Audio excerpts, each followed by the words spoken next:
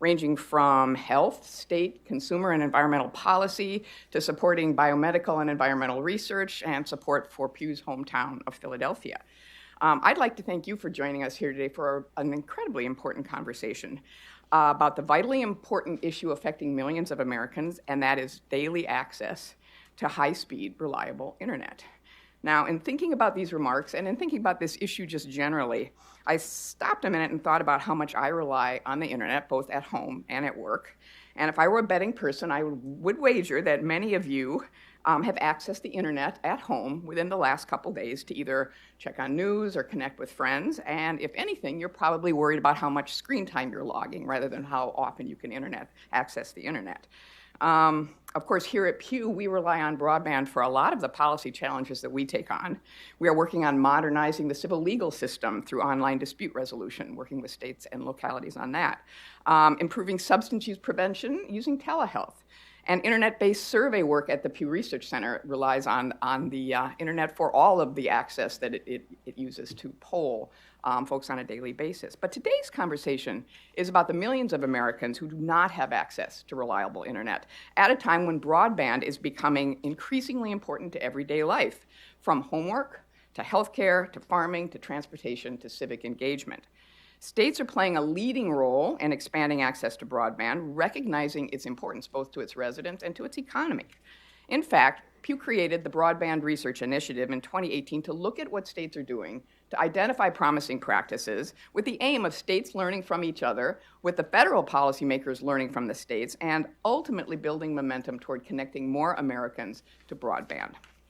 As example of recent efforts that we've seen to invest in broadband, in this year alone, we've seen Arizona invest $10 million for a new rural broadband grant program, $60 million for smart highway corridors, and installation of 514 miles of broadband along the entire lengths of I-40 and I-19.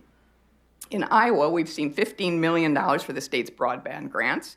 In Virginia, we've seen $70 million over the next 2 years for the state's broadband grants. And the presence here today of so many state experts willing to share their expertise is a testament to both the importance of this issue and the growing momentum that we see. I'm delighted that you can all join us today, along with all of the partners and stakeholders here in DC and online who are watching us. We hear a lot about divides here in the US, whether they're economic, political, or social, which sometimes seem insurmountable. So today I'm pleased that we can bring additional research and evidence to broadband's digital divide and look forward to conversations about promising ways to begin to close that gap. Now, to kick off these conversations, I'm happy to introduce Catherine DeWitt, who is the manager of the Broadband Research Initiative. Catherine has led this project since its inception and came to us from Booz Allen Hamilton with deep experience in broadband and telecommunications policy. Catherine and her team have put together a great event today, and it's going to significantly advance our understanding of states' efforts to expand broadband. So, Catherine, let me turn it over to you, and welcome, everyone.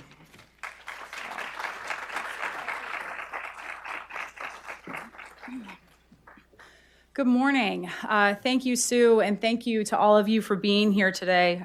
This is a really busy time of year for anyone who works in policy, especially those who work in state policy. So we truly appreciate your willingness to step away for an entire day. And as Sue just mentioned, the people in the room, the folks that we have on the phone right now, it really speaks to the momentum that's pushing behind this issue right now. So as Sue mentioned, the Broadband Research Initiative is focused on state-led broadband efforts. When we talk about broadband access gaps, we typically focus on the national and local responses. Our team is examining the role that states play in bridging the digital divide.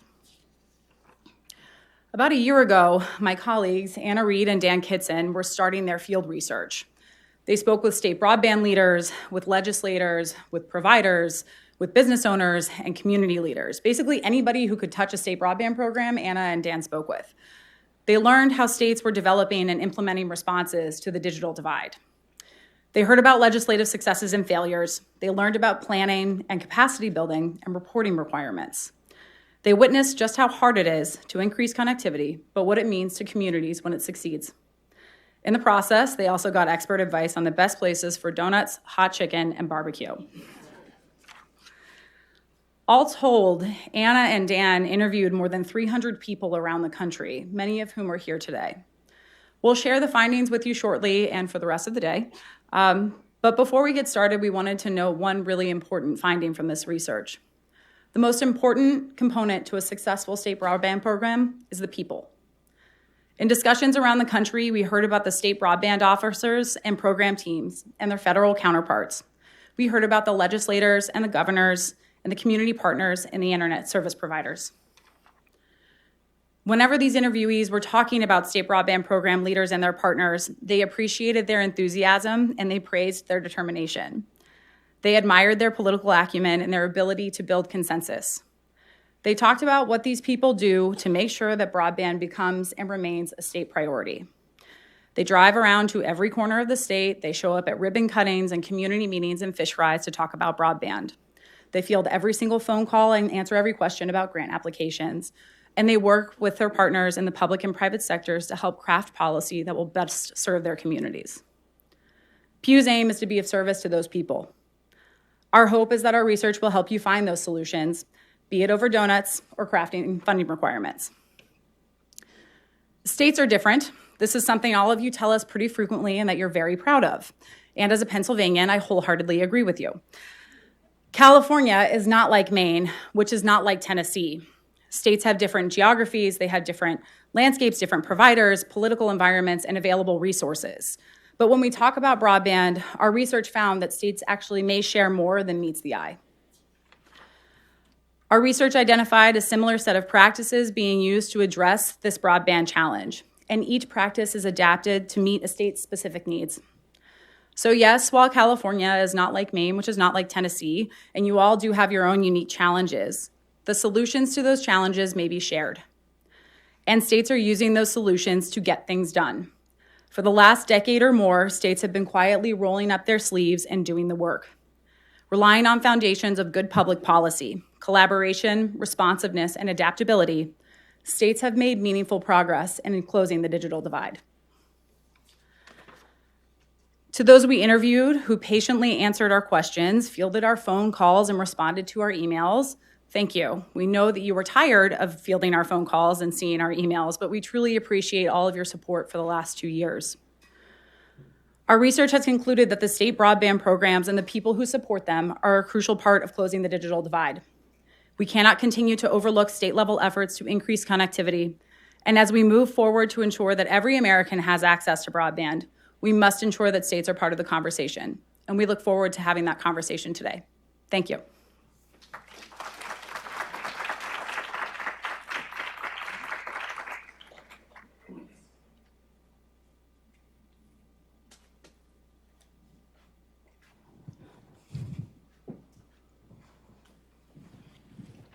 Okay, can you pass me some water, please? Thank you. So, Anna and I will, this is Anna Reed. Hi, I'm Anna Reed. I'm the research officer on this project. And I'm sure that many of you have seen Anna's face or spoken with Anna and answered interview questions and gotten to know her a little bit better on the within states. So just a brief overview of the day. Anna and I will review findings from our forthcoming report on how states are addressing the digital divide. Just a note, that report will be out by the end of the month. And then this research overview will be followed by a series of in-depth panel discussions with the state practitioners, so the ones who are really doing the work on the ground. And we hope that this is a day of discussion, so please don't hesitate to raise your hands, ask questions. We have cards around the room, so please feel free to write your question down. And one of my colleagues, Aaron or Kim, are raising their hands in the back, will come and collect that for you.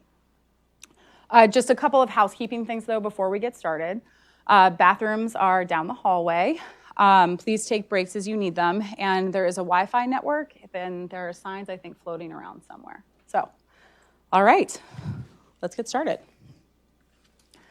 So, our research has identified 5 practices that are proving effective at making progress towards state-identified broadband goals.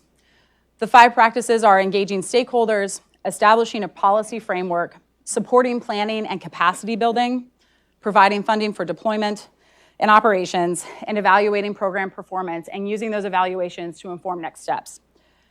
These practices reflect activities that interviewees cited as central to driving momentum and addressing the digital divide. So a little bit about how we got here, in addition to what Catherine just went over. We started about 18 months ago looking across all 50 states to get a sense of what was going on in the policy and program environments related to broadband. And as many of you know, the last 2 to 3 years have been a time of a lot of activity at the state level related to broadband and to expanding the scope of broadband programs, starting grant programs. And from there, we narrowed it down to a set of case study states, which are highlighted on this map.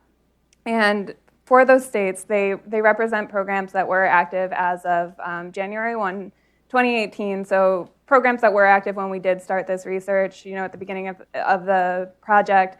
They represent programs that are in different phases. So states that have been working on broadband for a long time, and then states that were a little newer to the space.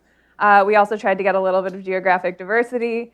And so from there, once we'd identified the case studies, we went to each of the states. We visited with the state broadband offices, with internet service providers, and with a number of other stakeholders who relate to broadband. And we talked with many of you in this room. Again, really appreciate the time and the contributions to our research.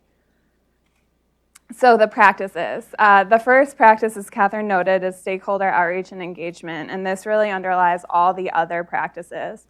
It informs, what states are doing related to policy, related to planning, and what we really saw through our conversations with stakeholders, through our research, was that states are engaging a broad range of stakeholders, recognizing that broadband is important to multiple policy areas, including economic development, education, healthcare, agriculture, and others. And so really bringing together people from all of those areas to help inform the broadband conversation.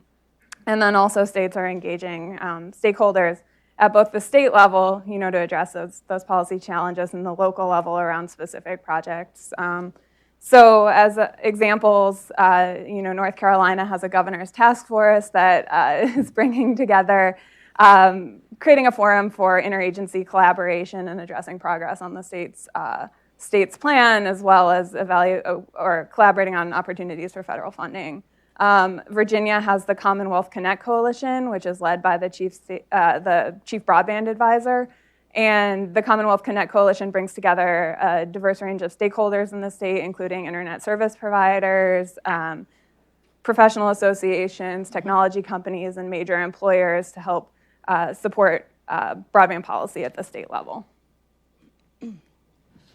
The second practice is establishing a policy framework. We really can't say this enough, but state policy matters. And it matters because it lays out a path for stakeholders within the state to respond to and to act against. Every state that's in our report cited multiple policies that they pointed to as being critical to their success. So what are states actually doing when it comes to policy? The first is that they're defining a clear direction, such as establishing a goal.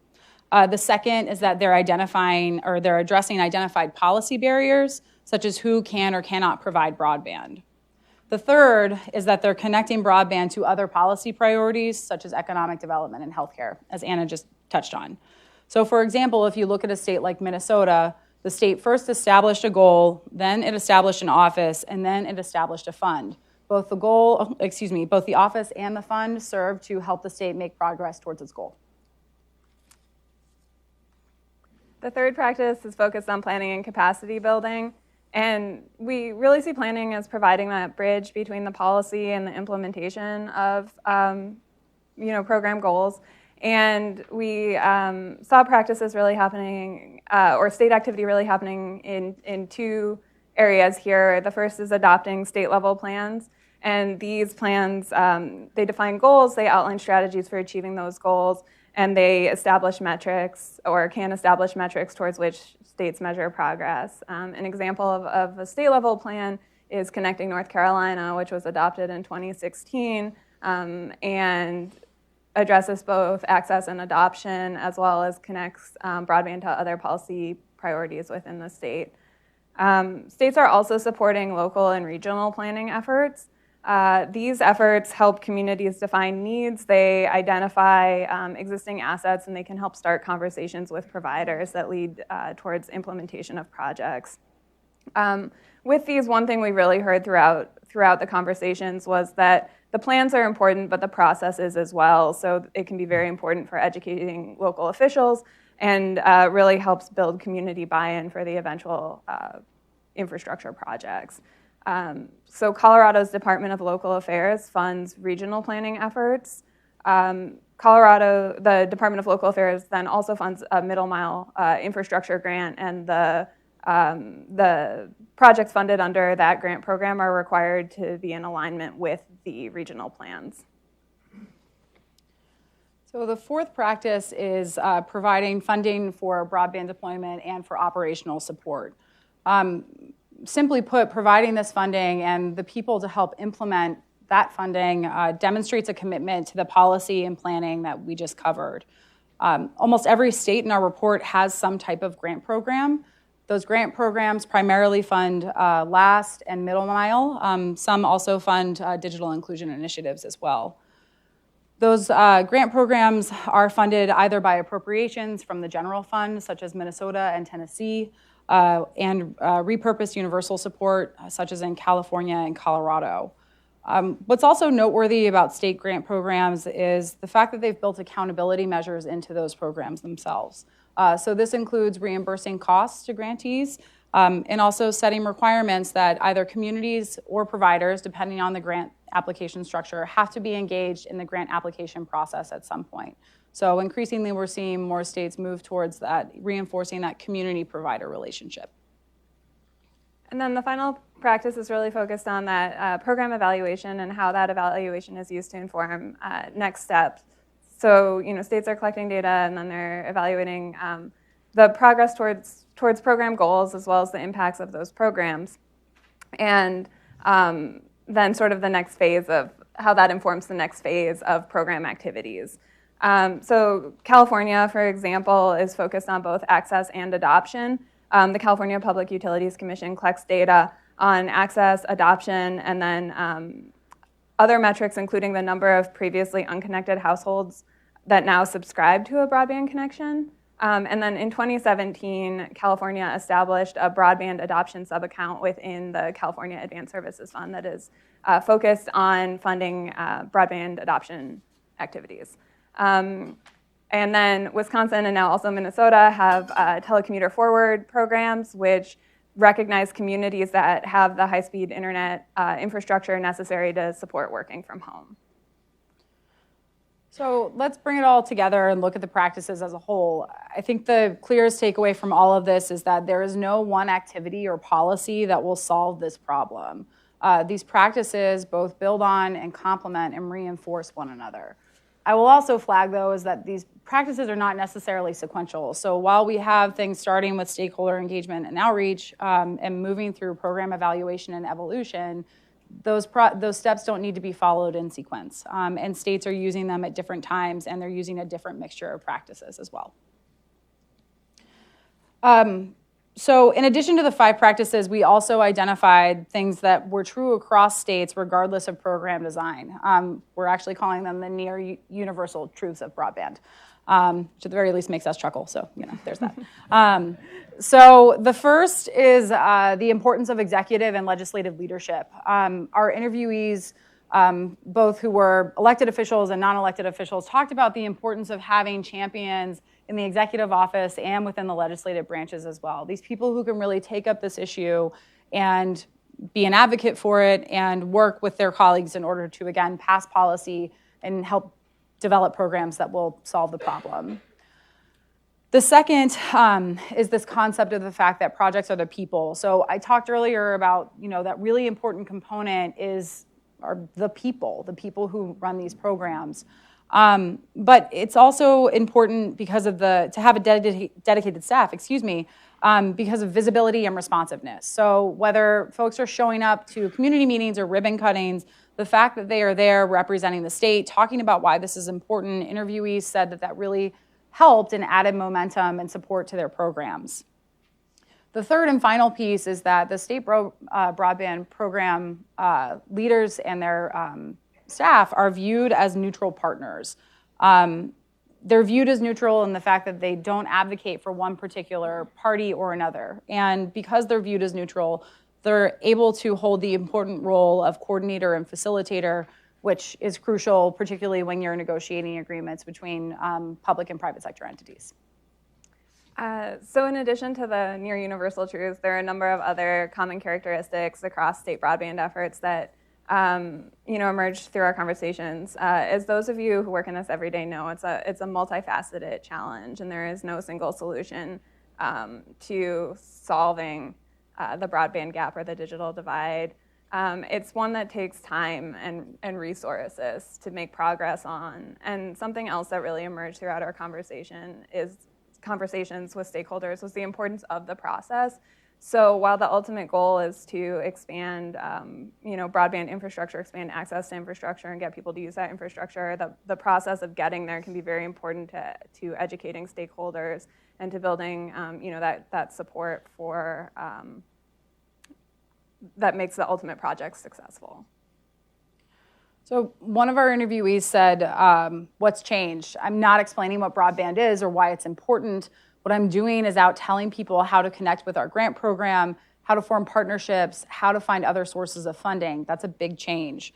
And that change is actually what's made our research possible, because that conversation has evolved, because it has more or less moved, to include not only why broadband matters, but how do we actually solve this problem.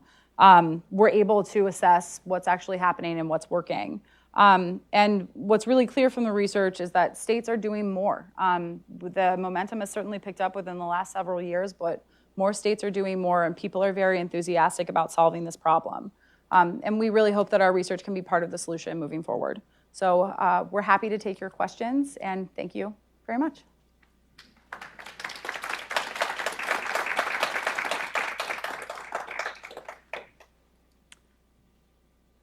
Do we have one? If folks have questions, yeah, go ahead.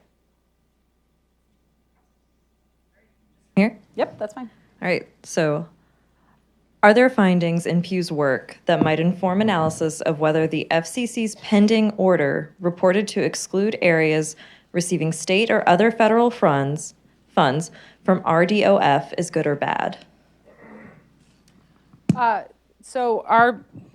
Thank you.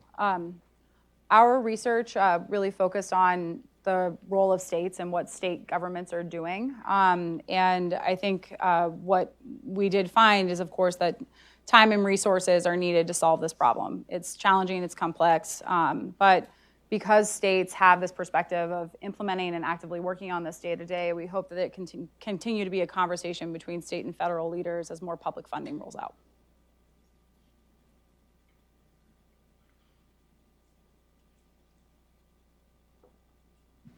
Hi, I'm Catherine Bates with NTIA. Can you talk about what happened since 2014 when the BTOP SBI, State Broadband Initiative, funding went away, and then what you've seen happen in the last couple of years and why you think that has happened?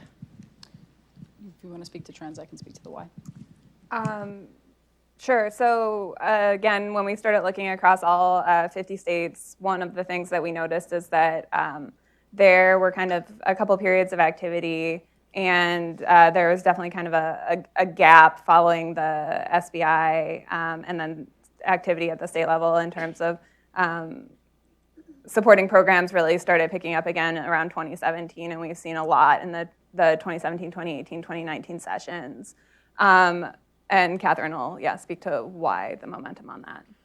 I think simply put, it's because more and more policymakers are seeing exactly why broadband matters. This isn't something that's viewed as a nice to have anymore. This isn't about Netflix and cat videos, although, of course, I always argue like those are also important for mental health. But it's about what you can do by having that internet access. And what we increasingly hear from policymakers is what their communities are missing out on by not having high-speed, reliable broadband. How are they missing out on economic development opportunities, workforce development, remote healthcare, opportunities for folks to age in place and to retain population and keep their younger citizens in their towns. So I think just increasingly policymakers are really experiencing why this matters to their communities.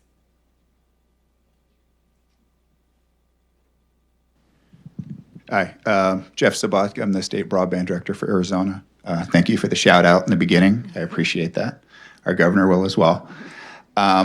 Excellent recommendations thus far. One of the challenges we have in Arizona is that 81% of the land is owned by the government in some form or fashion, be it federal, state, or local.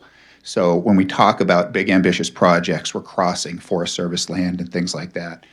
Did you come across any states that had unique working relationships with the federal government, or do you have any ideas on how to better do that? Because we'd like to get some stuff done quickly. Thank you. I think that's something that came up in a number of our conversations, especially in the western states, so California and Colorado. It's not something we, at this point, have looked in depth at, but it's definitely a challenge that is recognized, and I think that we often heard that it very much was sort of a personal relationship with the district office, and that also sort of added to or compounded the challenge in many ways. Mm-hmm. And the American Broadband Initiative is, of course, trying to address some of these challenges as well, and making sure that there is, better collaboration between federal and state partners within federal agencies, and trying to break down some of those silos. So, we're, of course, looking forward to seeing the work that they continue to do on that issue as well.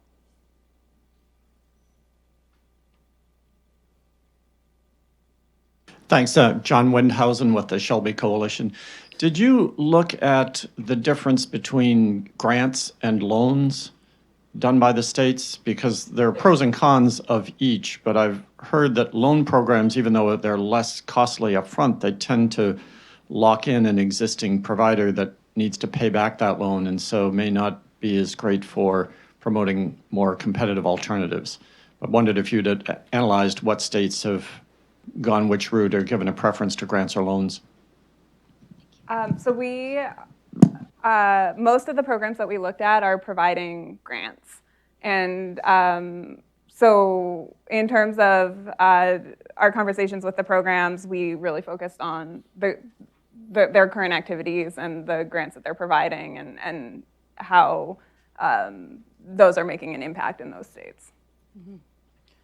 I think it's also important to note in the report we talk about where a lot of this funding is being focused right now is on where there is not much of a business case for broadband. So states at this point are sort of triaging the responses. So they are primarily in grant programs right now, but it also reinforces why states should be engaging in the discussion about how funding is structured moving forward. They will know, because they are one level closer to the problem, sort of whether grants or loans are the most appropriate way to go.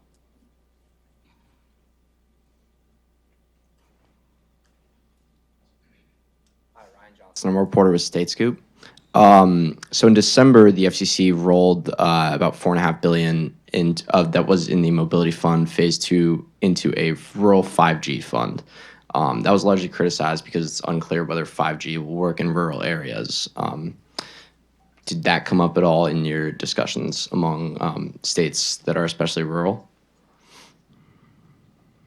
So I think just generally, and Anna I'm sure has plenty of anecdotes that she can share with this, generally wireless is part of the solution, and we hope that it is one tool in the toolbox that can help close the connectivity gap.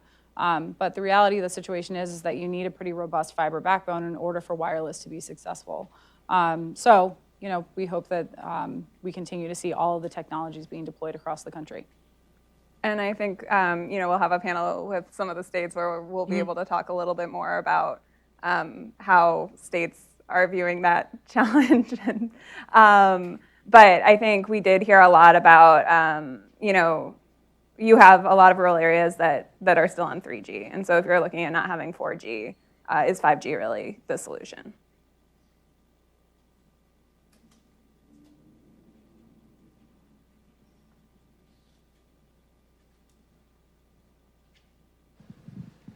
Hi, I'm Mike Wilson with the Northern Forest Center. I guess my question is about whether you saw any distinction, pro or con, between public investment in private companies and private networks versus open access networks, and whether there's a case to be made for targeting public money into infrastructure that is built on open access networks. So we've seen many different models across the country. Some are purely public, some are purely private, and some are public and private. We don't have an opinion one way or the other, and it's an important question that should continue to be examined. That said, it again speaks to what are the needs of the state, what are the needs of the communities that are engaged in that process, and the states are really best positioned to answer that question.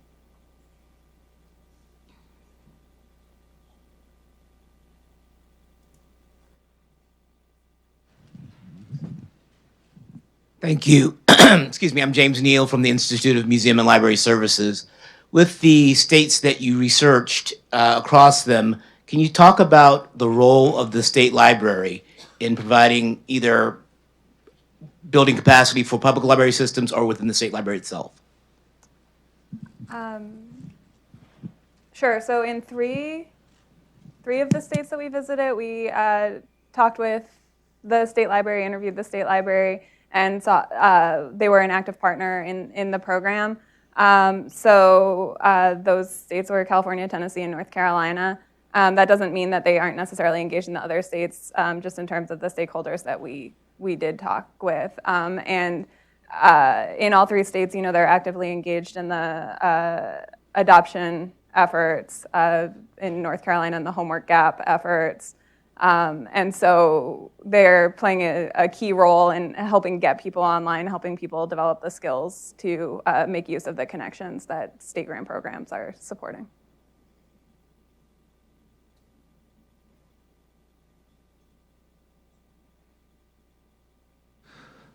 Good morning, Marc DeFalco with the Appalachian Regional Commission, and I'm curious how the various states have dealt with what I consider the overlay issue, where service is being provided in some of the area where the new entrant wants to come in and put in another network, and how are they dealing with that overlay issue?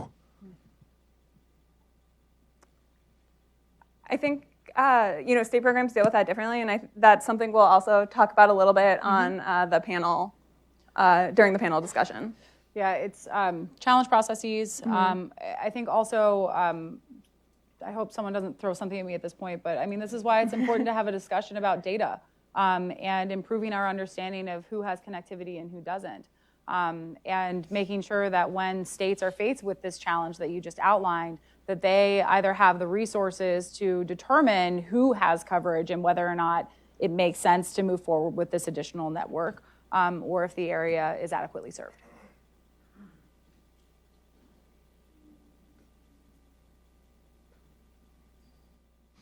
Hi, Drew Clark, broadbandbreakfast.com, and also a ComLaw Group. I was actually the state broadband initiative leader in Illinois for several years under the state broadband program. And so I wanted to know, you've talked remarkably little about mapping, which is totally fine, don't get me wrong. But that is often associated with these state broadband entities. And I think, again, it's admirable you're bringing us out of that box, talking more about the role that state broadband initiatives play in coordinating and helping with best practices and so forth. But still, I would like your perspective on mapping, and I would like your perspective on what states can do that the FCC in its new digital opportunity data collection won't necessarily be able to do, state level things. So would love your thoughts on that. The changing role of data. You want to cover that? How states are using data. Sure. So we will be doing an analysis on how states are using data. As you mentioned, we really wanted to focus sort of holistically on state broadband programs and how they're using data, and the data and mapping discussion is a component of state broadband programs, but it isn't the program in most states, and states are doing different things related to data, right? Like there are states that use the FCC data, there are states that have additional mapping programs or capacity. There's additional data collection that isn't necessarily mapping. And so sort of broadening how the mapping and data conversation to be a little broader, again, and a component of the conversation. But as Catherine mentioned, it is important to understanding. So again, to what end? I mean, if we're collecting this data, what are we using it for? And there are many states in this room, and I'm sure they would raise their hands. Sorry, I'm looking at you guys, who can talk about how states are working with, how they're working with NTIA right now in developing a more comprehensive map, and also having broader discussions about what information do we need to know? Is it just whether or not a community has connectivity? What other information is helpful to decision makers to better understand the overall state of connectivity in their communities, and what solutions may be helpful to close that gap?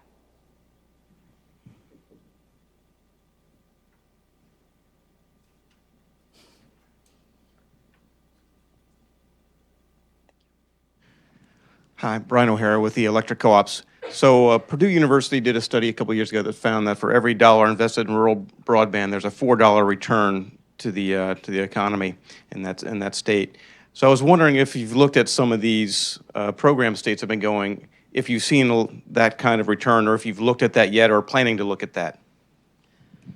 That's a really good question, and one that comes up quite a bit. I think that to go back to something that I mentioned earlier, what we're hearing more is less about the ROI and more about the opportunity cost. What are communities missing out on by not having this access? But I think it's also important to think about the lens of how we're looking at this question. We talk about kind of broadband as this national problem, but really it's felt at the local level. So when we're talking about 10 jobs may not seem like a lot at the national level, but to a community of 1,000, that's a lot. So it's about understanding kind of what that connectivity offers to the community.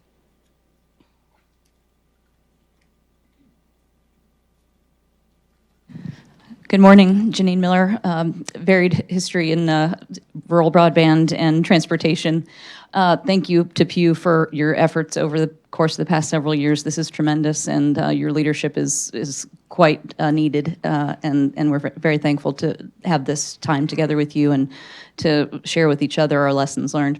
I'm very excited about the report, and one of the most recent events you held was related to transportation interface with the infrastructure build out.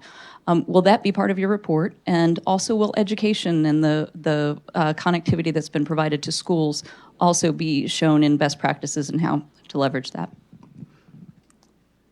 So those two areas aren't specific focuses of our report. We do touch on the transportation component in a couple states where that is a more central component of the program or how agencies are collaborating. And it is something we're continuing to follow in state policy and in how the programs are evolving. And then the education component, kind of the same thing. It's not a central focus, but where it is a core component of the state program, we're highlighting that in our sort of case description of the state. I think we have time for maybe one more question. Okay. All right. Well, thank you very much. We appreciate it.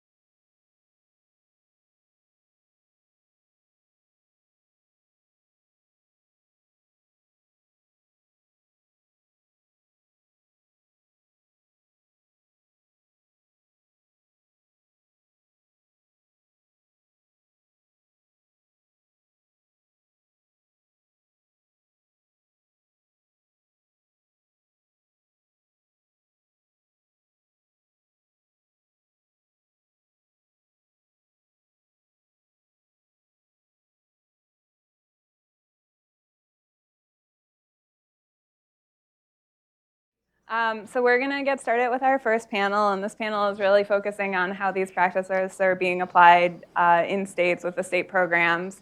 And so I'm going to start by asking each of you to just quickly introduce yourselves and give a 2-minute overview of what you're working on in your state.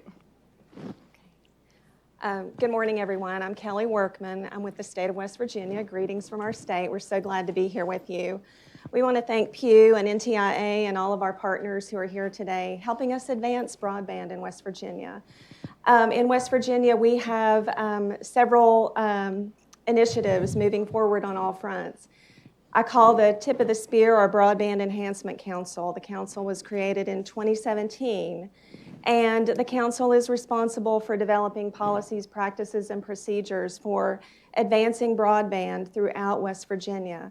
So our program has 4 basic components, but you can characterize these as legs on the table. But really, this is such an encompassing initiative. It's to try to boil it down to simplistic terms is really difficult. But chief among our goals are policy development, project development, speed testing and mapping and data collection, and education, advocacy, and outreach. So we're thrilled to have one of our members of our legislature here today, Delegate Daniel Linville, who's also an advisory member of our Broadband Council. The council is created within the Department of Commerce, and it is part of our overall economic development strategy. So thank you all. I'm Peggy Schaefer. I'm with the Connect Maine Authority. Connect Maine has been around since about 2006. We are funded with a small surcharge on landlines, which, as you can guess, is a kind of a shrinking base. And Our two main programs that we have are community planning grants and infrastructure grants. We started community planning grants in about 2016 and have seen significant activity around giving communities an opportunity to talk with each other about why broadband is important. And our planning grants, our infrastructure grants have really helped what I refer to as fill small dark holes in most providers' networks, and we're really looking forward to figuring out how to branch that out to build more and more areas. Good morning, everyone. My name is Tamara Holmes, and I'm with the Virginia Department of Housing and Community Development. I'm the director of the Office of Broadband, and we manage the Virginia Telecommunication Initiative. That is a state-funded program. We also have a broadband planning arm within our agency as well, so we focus on planning as well as implementation and deployment projects. Hi, everyone. We really appreciate the opportunity in Tennessee to be a part of this conversation, and thank you to Pew for the invitation to come talk about this really important initiative. My name is Crystal Ivey. I'm with the State of Tennessee's Department of Economic and Community Development. I'm the broadband director there. And really, 2017 was a big year for us. We passed the Tennessee Broadband Accessibility Act. It included 3 major components to addressing the broadband gaps in Tennessee. The first was an investment component. It did create a state grant fund or grant program. We also had a deregulation component. In Tennessee, electric membership cooperatives were not permitted to provide retail broadband to their members prior to the legislation, so they can do that now. And then there was also a component of digital literacy, adoption, and education, where we're focusing on the usage of broadband and ensuring our communities are maximizing the full benefits of that broadband. Lastly, there is a program that we call Broadband Ready Communities. This is designed to try to remove local administrative barriers to deployment, kind of on the local level. So, Kelly, focusing on some of the policy activity in West Virginia over the last couple of years, can you talk about some of the steps that West Virginia has taken through to facilitate broadband through state policy? Certainly. Excellent question. So in West Virginia, we have several major barriers, some of those that we've already touched on this morning. We have mountainous topography, we have low population density, and we have lack of middle mile infrastructure. So our legislature has taken a very methodical and logical approach to addressing the barriers that we can address. We can't do much about our mountains because we love our mountains, but we can take steps to improve our middle mile infrastructure. So last year, our legislature passed legislation enabling our state public electric utilities to begin running middle mile infrastructure in West Virginia. We also do not have the wonderful heritage of electric co-ops in West Virginia that Tennessee and some of our surrounding states enjoy.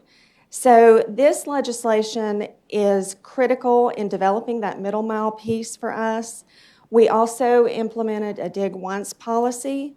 The legislature characterizes broadband as a utility in the same manner as water and sewer and some of our other utilities in terms of opening up the state roadbed right-of-way for broadband infrastructure.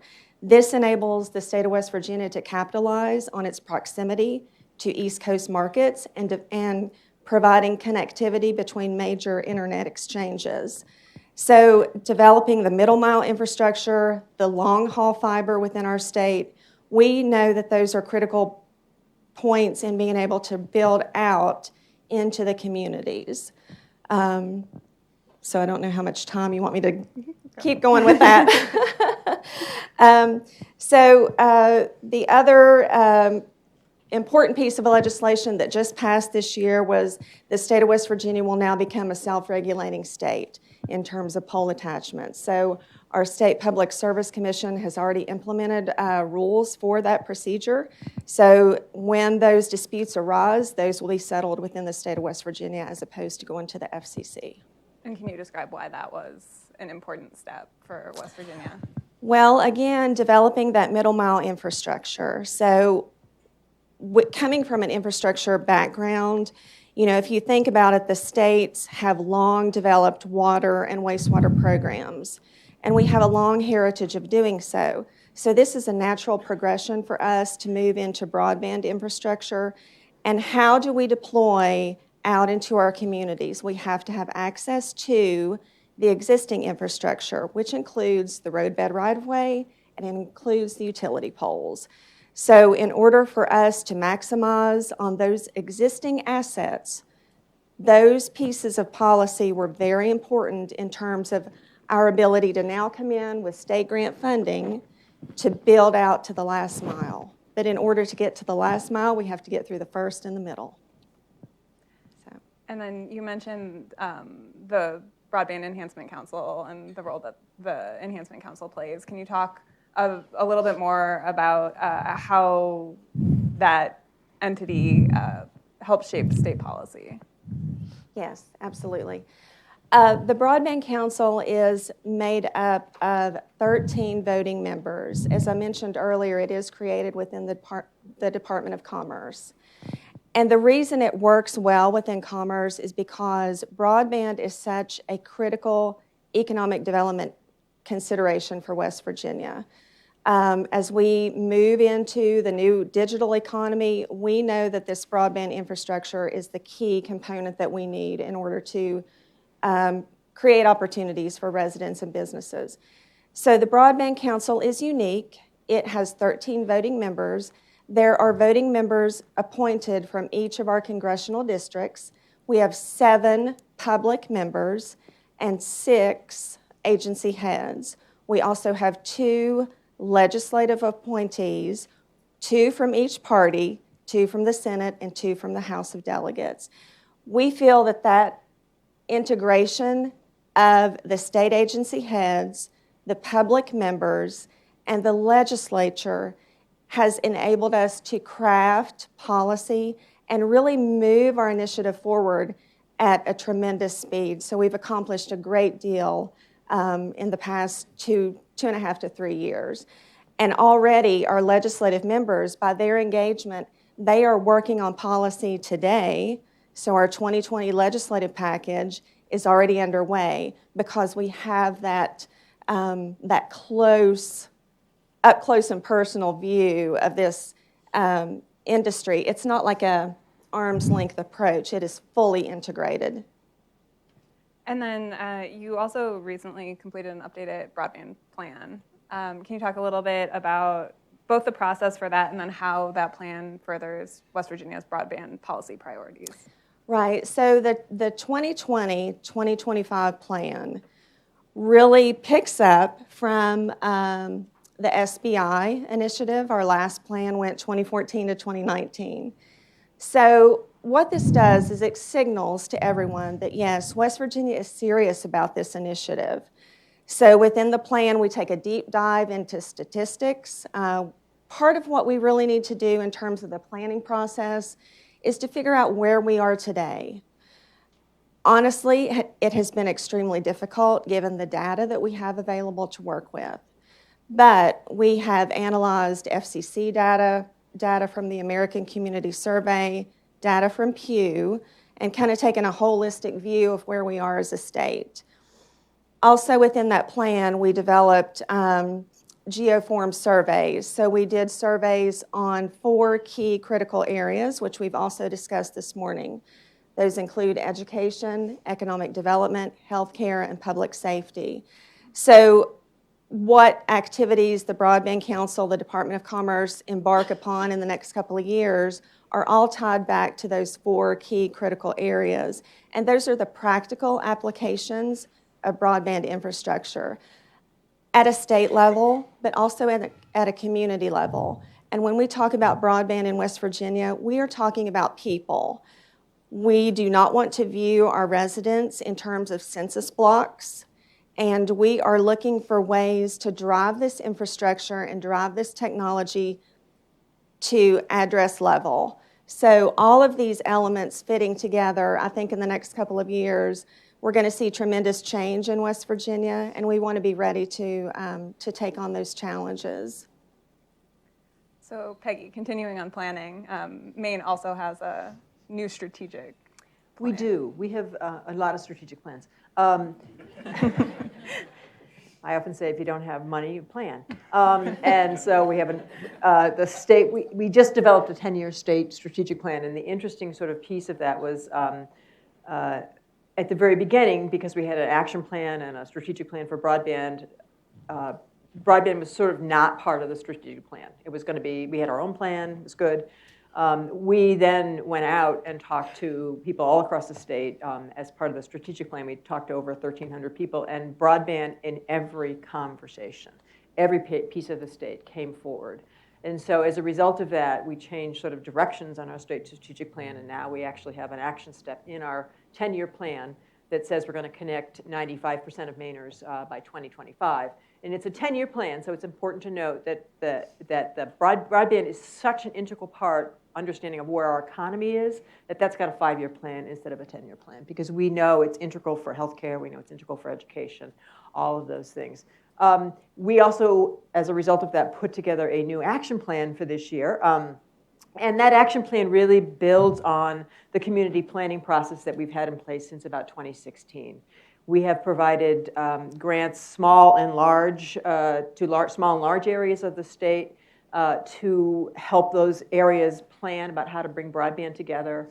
And I will say, when we first put this in place, there were a lot of skeptics about spending the little amount of money we had on community planning, including from the provider network. They were not sure the community planning process was really how we should spend our money. But now, as a result of the work the communities have been doing, they're really all in on it. They see, I often refer to our community planning process as sort of a little bit like sticky tape.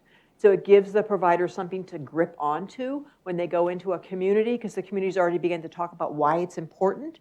So it gives them an opportunity to act. Instead of walking up and down the street saying, I have broadband, who would like it? They now have a group of people who are actively engaged in getting broadband for the areas. And that has been, I think, a very important component as we begin to put together the infrastructure potential funding.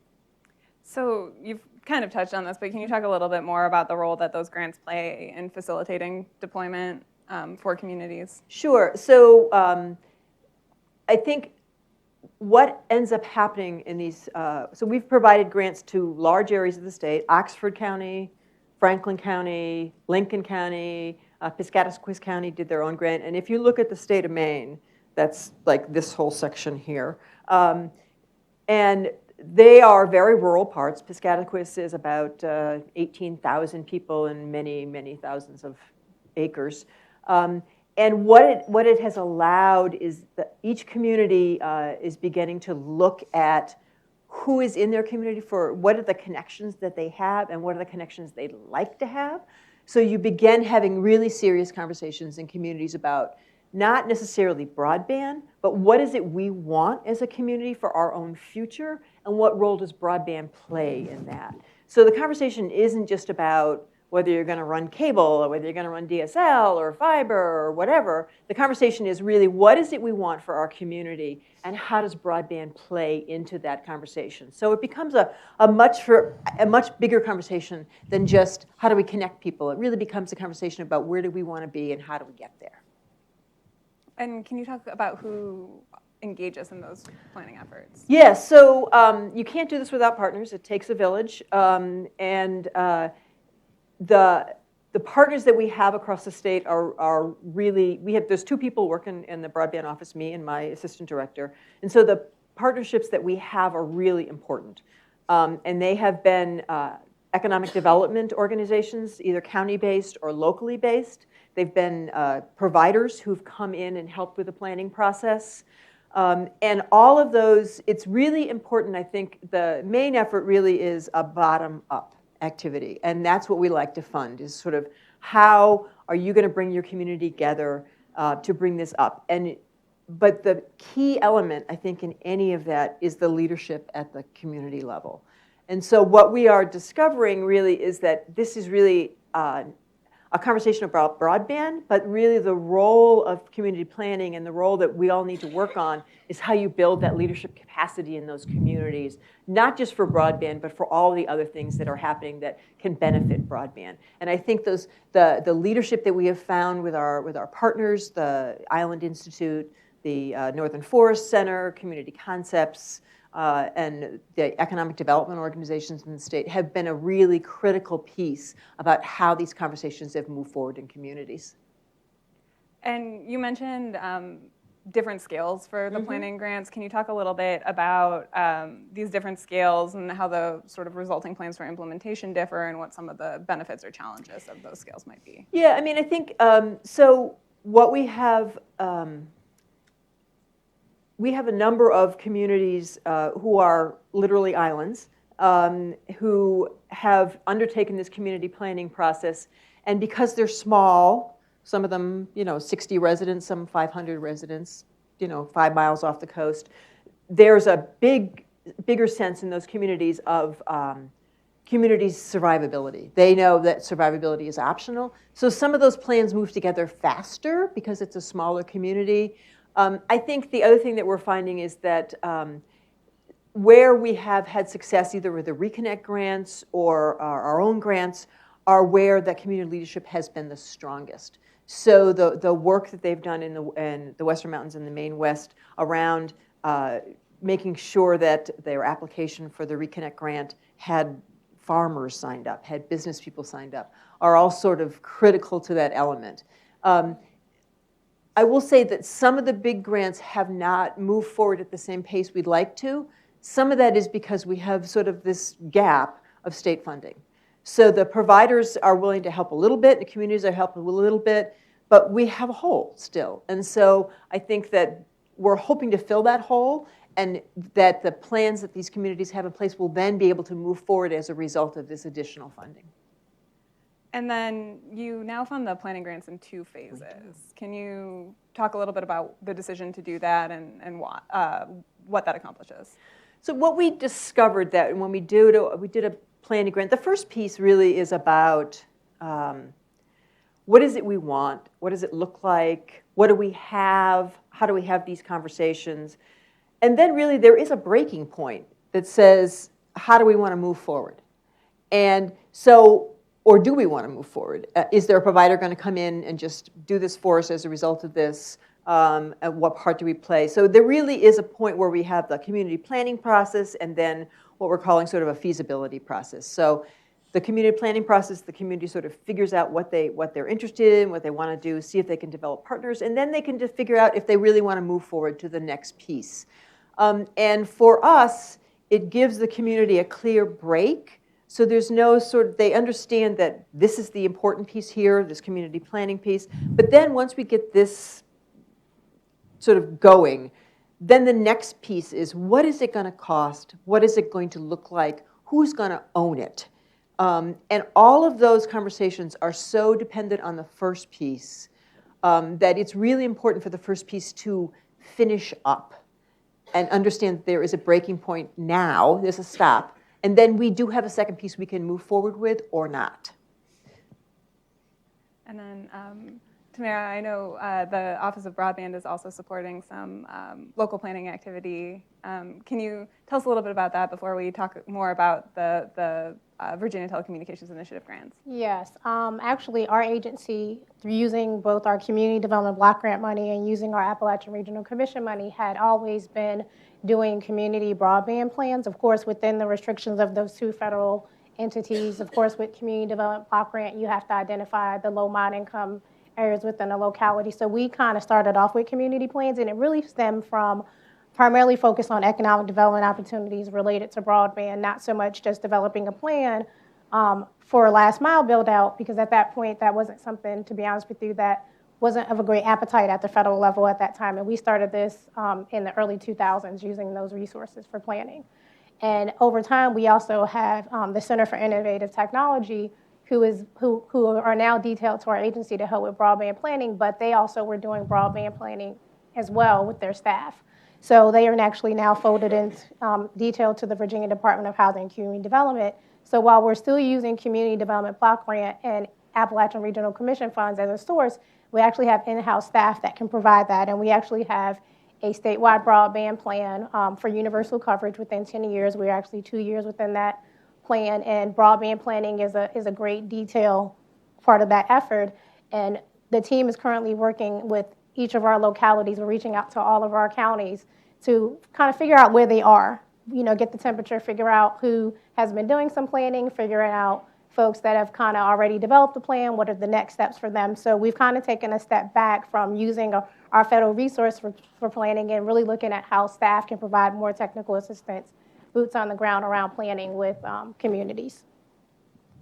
And then you have 2 grant programs in Virginia, and can you describe kind of give an overview of these 2 programs and how they interact? Yeah, so as I stated earlier, we have the Virginia Telecommunication Initiative program, and we also have our Tobacco Revitalization Fund, which actually is, we consider the tobacco program, we also have the Go Virginia program as well. We consider those supplementary programs that can support broadband deployment. Of course, our tobacco funding is designated for specific regions within the Commonwealth, and then the Go Virginia program is primarily focused on economic development and building out middle mile. Our Virginia Telecommunication Initiative program is our primary state effort around universal coverage for broadband in Virginia. And with the Virginia Telecommunications Initiative program, you really saw the budget for that scale up this year from $4 million to $19 million, and then the proposed $70 million over the next biennium. Can you talk a little bit about how that increase in funding has impacted some of the considerations of the grant programs and the projects that you're funding? So the Virginia Telecommunication Initiative was actually established in 2017 under our prior governor, and it started off with $1 million. And the funding was given to our agency, and the primary focus of VATI, because we come up with the acronym for everything in state government, so it's affectionately known as VATI, is to supplement construction costs for private sector providers. A key component of that are units of local government. So we require that an applicant and a co-applicant submit an application through a competitive application process to our agency. So we did grow from $1 million over the first biennium, and then $4 million over the next, and then the second year became $19 million. So we've gone from $1 million, $4 million to $19 million now, proposed at $70 million. And I think a lot of that has to do with the success of the earlier years of the program. I mean, $1 million, we were doing smaller scale projects. As we were able to scale up the program from the million to $4 million, we got a little larger projects. And our most recent round was recently announced by the governor, and the $19 million we were able to fund, I think about, and I'm going to look at my notes so I don't butcher which ones. So with our most recent round, we actually were able to fund 12 projects in 13 localities with the most recent $19 million. So the program has been oversubscribed since inception, and since 2017, we've gotten over $60 million in requests for funding. So the proposed budget of $70 million we feel is a good spot to go with the $35 million over the next 2 years.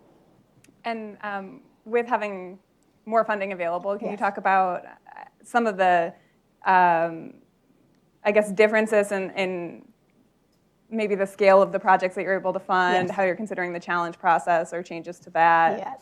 So all of our projects, as I said earlier, come in with both the applicant, which is a unit of local government, and it can be a locality, it can be your planning district commissions, it can be a broadband or wireless authority, but there must be a private sector provider that's partnering with the locality coming in. We develop our guidelines for the program and criteria in collaboration with all of our stakeholders. We actually hold 2 different input sessions every year. We as a state agency will put out what we think we would like in our guidelines, and then we'll get feedback on from our stakeholders on how we should implement the program. So to give you an example, our program, as I said earlier, supplements construction costs for the private sector, along with the unit of local government. And one of the earlier conversations when the program was first established, we didn't have a challenge process. We also did not have any concessions for overbuild. So we knew we did not want to go in and overbuild an incumbent. The goal was to have the private sector provider be at the table, whether it's during a planning process, whether it's a funded planning grant, or whether it's actually during a community-driven process. So our guidelines change every year. We've gone, the only thing that hasn't changed is our definition of unserved. It's still 10, at or below 10/1 is our definition of unserved in the Commonwealth. That may change in the upcoming rounds. Our input sessions are actually in the month of April. Sorry, wrong A. So we change our guidelines every year. We recently added in the last round that we don't allow more than a 10% overlap with our projects that come in. So often we actually developed a more defined challenge process. I had a project in my first year of implementing the grant program where I lived 18 months with a challenge. And of course, staff capacity was kind of hard to difficult to manage that. And then we actually built in a challenge process with our private industry stakeholders, like they explained to us regarding information around proprietary. So we have FOIA exemption in place that was passed last General Assembly session. So every year our program gets tweaked. The program, the $19 million program I have today is not the program from 2017. The 2021 program won't be the same as our 20 program. So every year we go back out to our stakeholders and engage them around updating our guidelines and criteria. And we are looking to scale up the size of projects. Again, with $1 million, we got smaller projects. With the most recent round, with the $19 million projects, we've gotten projects that where almost 2/3 of a county will have access to broadband through fiber. We've gotten one county, one of our projects is through our utility leverage that came through where our electric utility can now overbuild their smart grid as they're building out their smart grid. And it's actually a hearing that's going through our State Corporation Commission, so it hasn't officially been approved, but a project did come in with one of our large utility companies along with a private sector provider. And at the end of the day, 90% of this county, if this project gets approved by the SCC, will have access to broadband. And there are some areas that are currently covered by an incumbent, so we're not overbuilding this existing incumbent with allowing 90% build out with this project. So you've talked about the public-private partnership model, and that was something in our conversations with stakeholders in Virginia that was really emphasized as important to the success of the VADI grant program. Can you talk about why that is viewed as successful to that model in Virginia, or any challenges that may exist with it? So it's been successful because one of the things that's obvious, and I'm assuming the ladies know within their states too, with planning, you would like to have your incumbents at the table when communities are developing broadband plans, but often that's not the case. Depending on who the incumbent is, they may not be based within your state. So what we've been able to do is part of our application process, we post them online. So once our applications are submitted, 5 days we post them online. Anyone that wants to challenge or find out if there's a project submitted within their footprint can reach out to us and provide information, whether they want to challenge or reach out to a locality. But the goal really is to have the incumbent at the table during the project development phase. So because of the relationships we've built in the Commonwealth with our incumbents, we know where they're at, and being able to talk to locality A and say, who are your incumbents, and know that this one incumbent has already come in with another locality, to encourage them to talk to the incumbent. So I feel like over time, the public-private partnership has gotten a lot stronger. We joke, but during our How to Apply workshops and during our input sessions, I almost have like an e-harmony match between providers and localities, because they often don't get to touch their folks that are the incumbents within their community. So it's actually written into our legislation that it's a public-private partnership. In most localities, they will put out a request for qualifications or a request for proposal through the PPEA. That's something that's new that a lot of them have been doing, which is the public-private partnership legislation, or rules that allow them to go out to get a private sector partner. So it's been really important. It's to the success of the program. It allows an incumbent to actually build out their existing infrastructure within a community to provide further access for Virginians. And then Crystal, you guys are in the third funding phase of We your are. program. We are. And can you talk a little bit about, now that you're further into the program, about how you're evaluating the performance of the grants that you funded and what you're doing with that? Absolutely. We are in our third round of funding here in the spring. We're here now. We're going to be announcing which awards we will be funding for that third round. But our funding is non-recurring in the state legislature, so we have to request this funding every year. And so there are several different metrics that we use to kind of measure the success from year to year. Kind of thinking about before the grants are even awarded, we look at the level of participation from the providers in the grant application process. How many applications have we received? How much funding are they requesting? In the first 3 years of our grant, this is similar to something that Tamara mentioned, we had $190 million in grant requests for $45 million in funding. So I think clearly we're showing that there's a demand for this kind of funding, that the providers and the communities are seeking this kind of assistance and getting out to these unserved areas. So we want to make sure that our application is something that providers are aware that it's out there for them, that it's a resource, and that they understand the application, and then they know that they can come to us with questions. So we want to be as accessible as possible with the application process itself. And then when the grants are actually awarded, we look at a variety of different things, from the number of homes and businesses that will be served to the miles of infrastructure that we will be building. We look at some distressed and at-risk county metrics through ARC, which counties are we touching with this new broadband infrastructure and things like that. And then we also look at kind of the total financial impact of the grant. You know, in the first year, we had $10 million in funding. In round 2, it was $15 million, and in the third round, it was $20 million. But for us, it's not just that $20 million of financial impact. It's, for one, we have a grant match, so providers are required to put in 50% into the project. So that kind of right off the bat is doubling the financial impact of the grant in these communities. But in addition to that, kind of how are the providers leveraging this state funding to get beyond the grant area and go even further into the community, into areas that they otherwise might not have been able to go had it not been for the funding. So really looking at, yes, we have $20 million in funding, but kind of what is the overall total financial impact that this infrastructure is now having in the community. And then that's kind of while the grant is going on. And then at the end of the grant, we awarded our first round grants in 2018. So they're 2-year projects, and it's 2020, so they're starting to finish up. And so we're looking at how can we kind of follow up with these communities, even though the grant projects themselves are over and the infrastructure has been built out. You know, maybe in a year, in 2 years, we follow up with these providers, with the communities. We see what's the take rate in these areas, how many people are actually subscribing to this service. You know, what is the usage? How are people using this infrastructure in this area? Has the provider formed any community partnerships to encourage maximizing the benefits of this infrastructure? You know, that's a question that we get often from stakeholders is, okay, the state is investing funds in this area. How are you ensuring that people are really maximizing the full benefit of this newly installed infrastructure? Also, provider feedback is really important. You talked a little bit about kind of getting feedback from stakeholders. You know, this program is really for our communities and it's for the providers, and we want to make sure that it works for them. And so kind of all along the way, we ask them for their feedback. How is the application process working?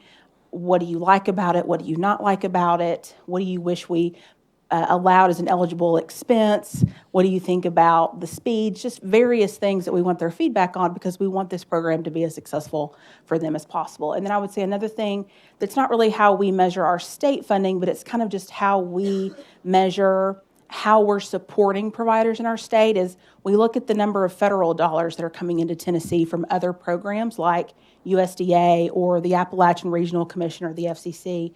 We look at, are providers getting grants from those other entities? How can we help support their applications in that process?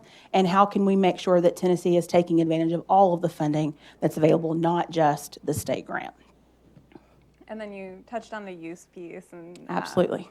Can you talk a little bit about the partnership with the Tennessee State Library and Archives, and you know, how you sort of see the grants that are made through the state library as supporting the infrastructure and implementation efforts? Absolutely. So earlier I mentioned in 2017, Tennessee passed the Broadband Accessibility Act that created this infrastructure grant program. It also has a component that is discussing digital literacy, adoption, and education. And I think it's really critical that it was included as a component in the legislation, because I think it demonstrates the importance of that piece. It's obviously getting the infrastructure in place and access is very important, but then you also want to make sure that communities are using this infrastructure to its full benefit. So we have a program with our state library and archives where we fund some small grants to local libraries across the state, and it pays for some digital literacy instruction for instructors to come into these local communities and teach digital literacy skills. It also pays for some equipment, even some hotspots, which I hear there is a waiting list at every library to check out these hotspots. It's obviously not a long-term solution for the communities, but it's another access point right now to kind of try to fill the gap. But these classes are very popular, they're well attended, and we have some flexibility on the types of classes that are offered at these libraries. They have to get pre-approval from us, but we want to make sure that the libraries that are there with their boots on the ground are the ones that are able to offer the types of classes that the communities really need. We've seen class topics from things that are very basic, like how to set up an email, how to apply for a job online, how to access your medical benefits or set up online bill pay, kind of things that we sort of take for granted, the conveniences of broadband, the conveniences of life with broadband. But if you're in a community that doesn't have access to broadband, you may not know how to do these things. And so I think increasing the digital literacy of an area directly impacts the investment that we're making in that infrastructure. You know, I mentioned this a little bit ago, but you know, from our funders in particular, when they ask us, okay, we're investing this infrastructure in an area, how are we making sure that people are using it? And I think one way to do that is to really ensure that our communities are digitally literate. And then your grant scoring process also takes into account community support. And can you talk a little bit about that and how you see that as a component of the ultimate use of the infrastructure? Absolutely. So one important, we post our scoring rubric on our website, and providers know exactly what they're going to be scored on the grant application. And a couple of components are related directly to kind of what the provider is doing in the community. One is community support. We want to see letters from community anchor institutions and folks that live in the Grand area that clearly show that the community is behind this project, that the community and the provider have worked together to form a solution that's going to work for that community. We know everyone needs broadband, but each community's needs may be a little bit different. So we want to make sure that the provider and the community have clearly worked together to come to a solution. In addition to that, we also have a scoring component that is related to adoption. So we ask providers, what are you going to do in the grant area to encourage the usage of this infrastructure? Are you going to do kind of your typical marketing that you would do in any area, or are you going to go a little bit beyond that and try to encourage more usage of the infrastructure? So that's things like, are you going to have some sort of digital literacy partnership with a local community anchor institution? Do you have some sort of low-cost service option that might be available for folks that maybe can't afford your typical broadband service plan? Are you holding community events? You know, what are you doing to get the word out that this is available to the community, and how are you working with them to make sure they're getting the full use of this? All right, so before we open it up to Q&A, I'm going to just ask each of you to do a quick, what do you think other states can take away from what you're doing in your state? Oh.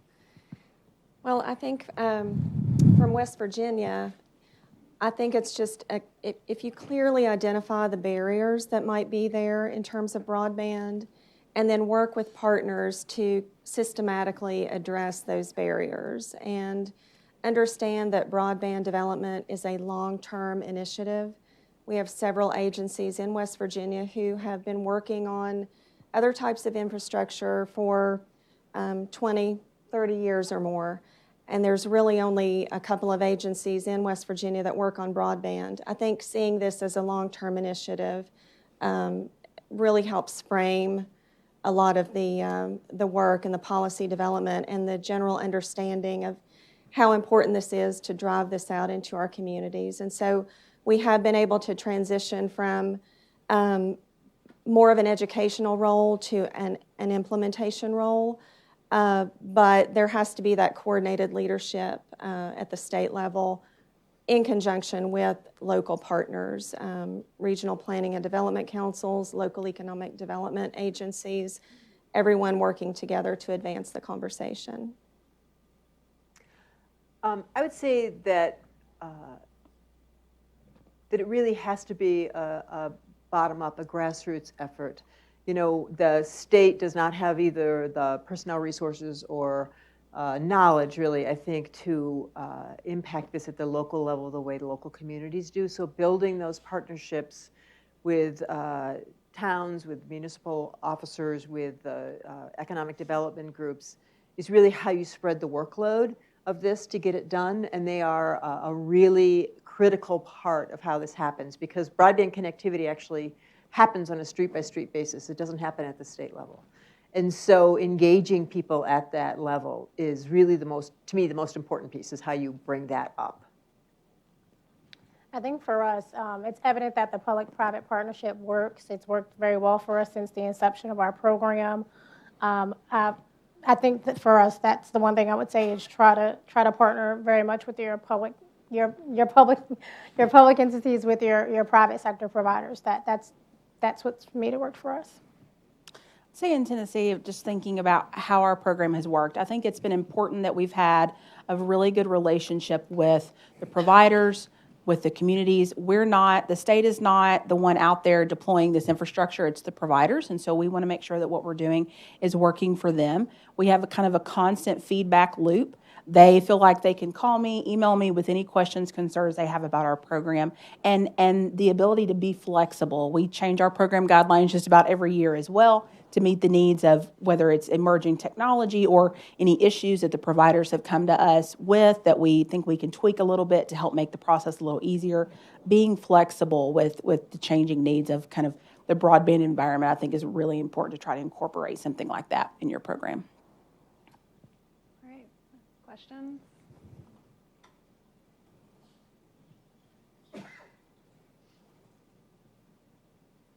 John Windhausen with the Shelby Coalition. First, I just want to commend all of you. This was a great discussion, fabulous information. So congratulations to all of you. I have a specific question for Kelly, if I may, on West Virginia. You mentioned middle mile and the lack of middle mile infrastructure in West Virginia. But I recall West Virginia received a big BTOP grant several years ago. I think it involved CenturyLink to build middle mile. But it was some controversy about that. Can you address what happened, or what's your take on that grant, which was supposed to fill that middle mile gap for West Virginia?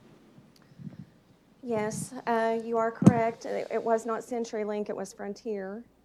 So I was not working in this space at that time. I'll say that. I think that we've learned a lot through that experience. As you've heard on this panel, the importance of the public-private partnership is a theme that is now running throughout all of the states. Perhaps that was not present at that time. I can only speculate. But going forward, we do believe that it is very important to have the public-private partnership.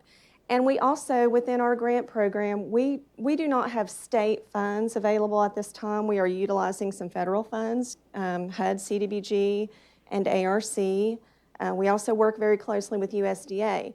In all of those programs, there is a neutral third-party engineer at the table who represents the interests of the local government. I don't know if that was present at that time, but those are those are just basic infrastructure development strategies that you would bring to water, sewer, housing, roads, that engineering validation. So that's something that we are building into the process as we go. If we ever do have a state program, it is something that will be required, I'm sure.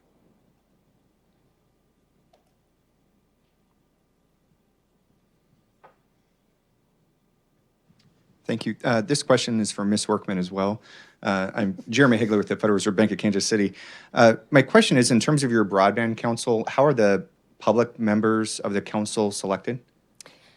They are written in code, so they represent each of our congressional districts, and there are roles that they play. So the roles are defined in code: business user, rural user, urban user, something like that. But they are nominated and they are appointed by the governor.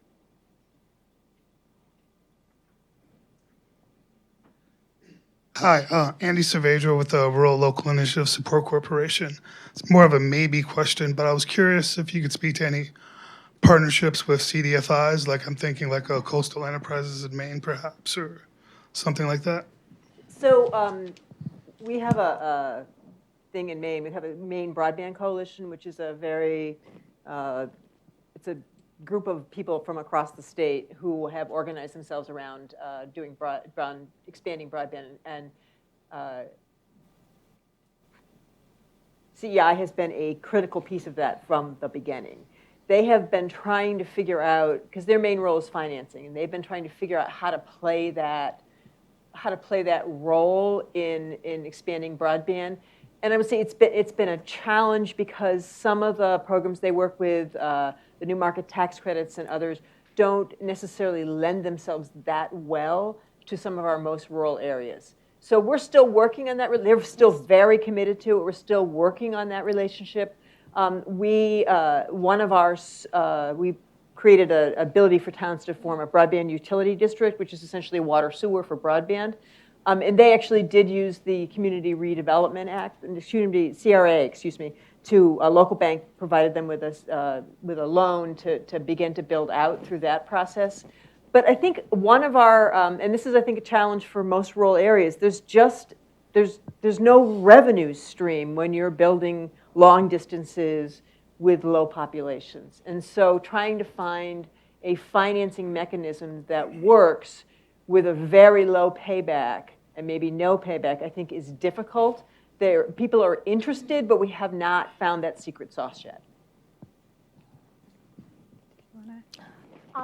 So in Virginia, we have a CDFI that we're actually going to be meeting with them to figure out as the program scales up how they can be a resource to us. I do know that in the past, because we do have some small emerging wireless internet service providers in the Commonwealth, that there may be an opportunity if they need a line of credit during a deployment project that may be funded through the state program, which is reimbursable. There may be an option for them to work with our smaller ISPs. So we're actually trying to figure out how to work with them more strategically, and I would love to, if you have some examples, to learn more about how other states are doing it with their CDFIs. Hi, Jeff Sobotka. I'm the State Broadband Director for Arizona. Crystal brought up a really good point around adoption, and my question is this. I had an opportunity to meet with the mayor in a border community, and I was telling him about this great federal program and state program, and I said, you know, you guys are excellent candidates. And he looked at me and he said, well, 30% of our residents pay their electric bill with cash. He said, affordability is our big broadband issue. We actually have it. And I'm curious, do any of your grants build in a point scoring system or some sort of reward for affordability when awarding the grant? Thank you. We do that in Tennessee. I don't think we necessarily want to prescribe prices that the provider should be offering or anything like that. I think we're more looking for kind of reasonableness. We do have a scoring component that is on affordability, so we ask the provider, what will you be charging essentially in the grant area? And they often have various tiers and things. But, you know, essentially 25.3 is kind of the standard we use for our grant program. So essentially what will you be charging for 25.3 inside the grant program? Again, we're not looking to necessarily prescribe a price that they should be offering, but if a provider answers that question with $300 a month or something, then we should probably be asking them, you know, why did you set that price? Is it, you know, is your business model, do you need $300 a month to make your business model work in that area? Maybe we should be asking more questions. So we absolutely have an affordability component in the scoring, and that's a huge issue. I mean, you're absolutely right. We have a lot of rural areas in Tennessee where, you know, they are absolutely, if they're going to have broadband, going to need some type of low-cost service option or something that they can take advantage of. So we're talking with providers about offering different programs like that and how can they make, of course, in rural areas where the margins are very low already, that can be a challenge for the providers as well. So it's important to work with the community and the provider both on the affordability issue. I think for us, so our measure of, there's a measure of efficiency for our program that's written into our appropriation language that it hasn't been defined, but we look at the state cost per passing, and we actually developed a cost-benefit index, which actually encompasses 3 pieces of data we collect at the application. That's the number of folks that are being passed, the speed offered by the provider, and the state cost per passing. So we've actually developed an index, and the max points you can get for that index is 30 points. So we've kind of looked at, which is the goal of the General Assembly, is the program efficient? With our investment that we've made in the $25 million, we have over 56,000 people now having access to broadband that did not have access to broadband in Virginia. So affordability has come up. I would love to talk to Crystal about how they have that incorporated in their application. We do give additional points to providers that offer internet essential programs, whether it's for students that are free and reduced lunch rate. Some of our providers who did not offer that now offer that as part of their delivery to their clients as they're building out in the small rural communities in Virginia. So that's something that's actually happened where they may not have done that as part of their normal marketing for their company, but now as part of their state initiative. Some of them are including digital literacy as some of the things that are offerings as well within communities. Yeah, we have, that's one of the things that we look at is what they're actually charging. We have a build standard of, basically it's 10 over 10. For us, the up speed is the important piece there. And we do look at what they're going to be charging for that. Now, that is a build standard. They have to build to that standard. So they can offer something less than that for an affordability piece. But as long as the infrastructure can meet at least 1010, then, so we have providers who come in, they build to a 1010, but then they offer a 25.5 or something like that for a lower rate. But we look at that. We don't have a specific standard, and I think your idea of how we push that out with providers is a very interesting thought. And I forgot to say, so our minimum speed that we allow built out in our program is 25 over 3.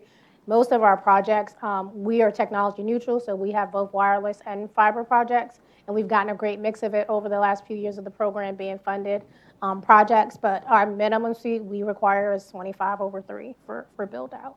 And I mean, most of our providers are exceeding that, but we feel like even if they're gonna offer, we can't control what folks will subscribe to in terms of packages, so even if the provider is offering their lowest speed package, folks now have access that did not have access, and the infrastructure at a minimum offers 25 over 3.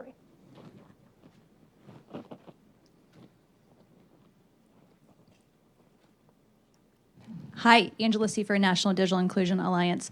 Hooray for the female power panel. And big thanks for all the broadband adoption stuff. I'm learning so much. I love it. And Peggy, can you talk a bit more about the digital inclusion component of your planning grants? Yes, so our planning grants do require a digital inclusion plan. We're really fortunate at our state level that we have an organization that actually does digital literacy across the state. So it's not, we don't do it at the state level per se, but we have a nonprofit that does that. And it actually was born out of a provider. We have a small provider in Machias who, as she became engaged in this, realized that take rate and usability was a critical element of it. So she actually has money from the EDA to provide broadband literacy across the state. And that that particular provider, Axiom, has done a number of our broadband community plans, and there is a significant element in there about how they are going to build on that digital literacy component. And they engage the libraries, they engage the schools, they engage adult education. Again, it really depends on the community. It's what works in that community, but it's a critical element. We know, I mean, if we connect everybody in the state and spend $1 billion and everybody watches Netflix, it really hasn't done anything for our economy. We know the important piece is what happens around digital literacy and how people begin to use the internet in innovative ways, to learn at home, to stay at home, all of those things. And so the digital literacy component we think is it's a big piece. What we're trying to figure out now is as we begin to build out, trying to figure out how we layer in on the backside for areas that we have done or a grant has been given where you expanded broadband, how we then come back in and layer in a stronger digital literacy component so there's a greater use. So not necessarily just on the front end, but really on the back end too.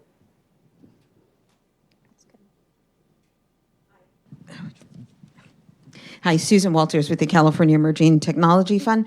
I have really two-part question. A lot of you have talked about the regional planning or community planning that happens and sounds great. Can you just briefly share how you define those? Who's involved? Are there anchor institutions? Is it just civic leaders? Are there business, so forth?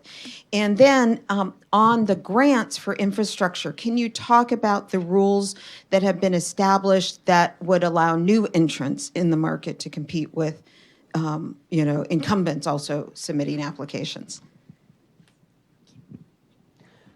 So we actually have, we call it a pre-certification checklist, and it's a list of people that your community should need to be part of your broadband committee. And they include everything from students to anchor institutions, to the hospitals, healthcare providers, educators, and really importantly, somebody from the town, somebody from the municipal. In Maine, we're a town meeting community. We have town meetings. They meet once a year. They vote on the budget. It's very it's a big democracy thing, and so it's important that somebody from that select board is on the broadband committee, because at some point there's going to be some need for a commitment from that town to something. And so it's important to have them engage at the beginning. One of our broadband providers who does a lot of these planning, when he talks about these community plans, he says, he has we're in New England, okay, so we're Maine. He brings a picture of Tom Brady, which I know is various, but he says, you need a champion. And of course, for Maine, this works. And you do. You need, one of the things I say is you need a broadband zealot in your community. And actually, it's a big process, so you need more than one broadband zealot. But you need somebody who is going to hold on to this plan and work it for a long period of time. And that creates a partnership and it creates excitement in the community. And so that's kind of a key element, is finding those people who are going to take that on. I can kind of speak to the new entrant part of the question. So as part of the legislation that passed in Tennessee a couple of years ago, I mentioned electric membership cooperatives. They are brand new entrants into the business in Tennessee, and they are very active participants in our grant program.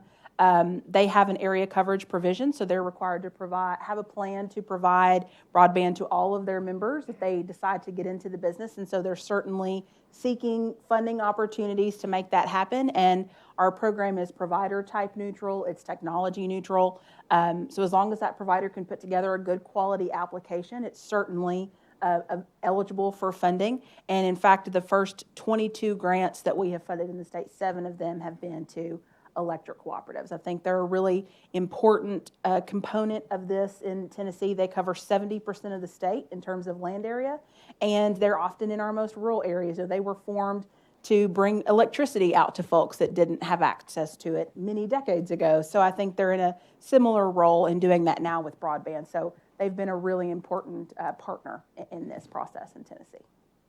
I can speak to the, sorry, Kelly, did you want to go first? Oh, very quickly, Tamara, thank you. So in West Virginia, our providers can be solicited through an RFP, and the communities can weight their scoring. For instance, they can heavily weight the provider's ability to build out into rural areas if they want to. So they do have that local control over the selection process. So for us, our localities, I can't just say localities, our units of local government, because we have multiple different eligible applicants for the program. They also will often do a RFI or RFP, request for qualifications. So I'll give you an example. We have a locality, and a lot of it is really just being able to sit down with the incumbent and to be honest about, are they going to partner with you on a project, where are they going to potentially build out, and where they're not going to do expansion. And we have a lot of those hard conversations within Virginia with our communities and with the providers. And there's been a lot of honesty around the table with our incumbents, to be fairly frank. And then we have our electric co-ops who are now coming to the space as well. We had a tower company who just was building towers for cellular coverage in a county, and then the county approached them about potentially, and so now they've become a WISP. So we have a tower company that's now gotten permission from the FCC to become a WISP, and they've actually come in for 2 different rounds and got funding. But that took us sitting down with the incumbent in that county and say, are you going to come in with this locality for an application? And they have. So we've also funded the incumbent, but where are you not going to go? And then that WISP was able to come in and build out a project with that county as well. Our localities can submit, there can be more than one application. So we can have a unit of local government come in with a wireless provider and also come in with a fiber provider, a wireline provider within the same round, or they can be strategically figuring out how often they'll come in throughout the years of the funding of the program. So I think it really boils down to getting the multiple stakeholders around the table and having true conversations around what does universal coverage look like in our locality and look like in our region, and figuring out what the strategy is for deployment. I think we have time for one more question.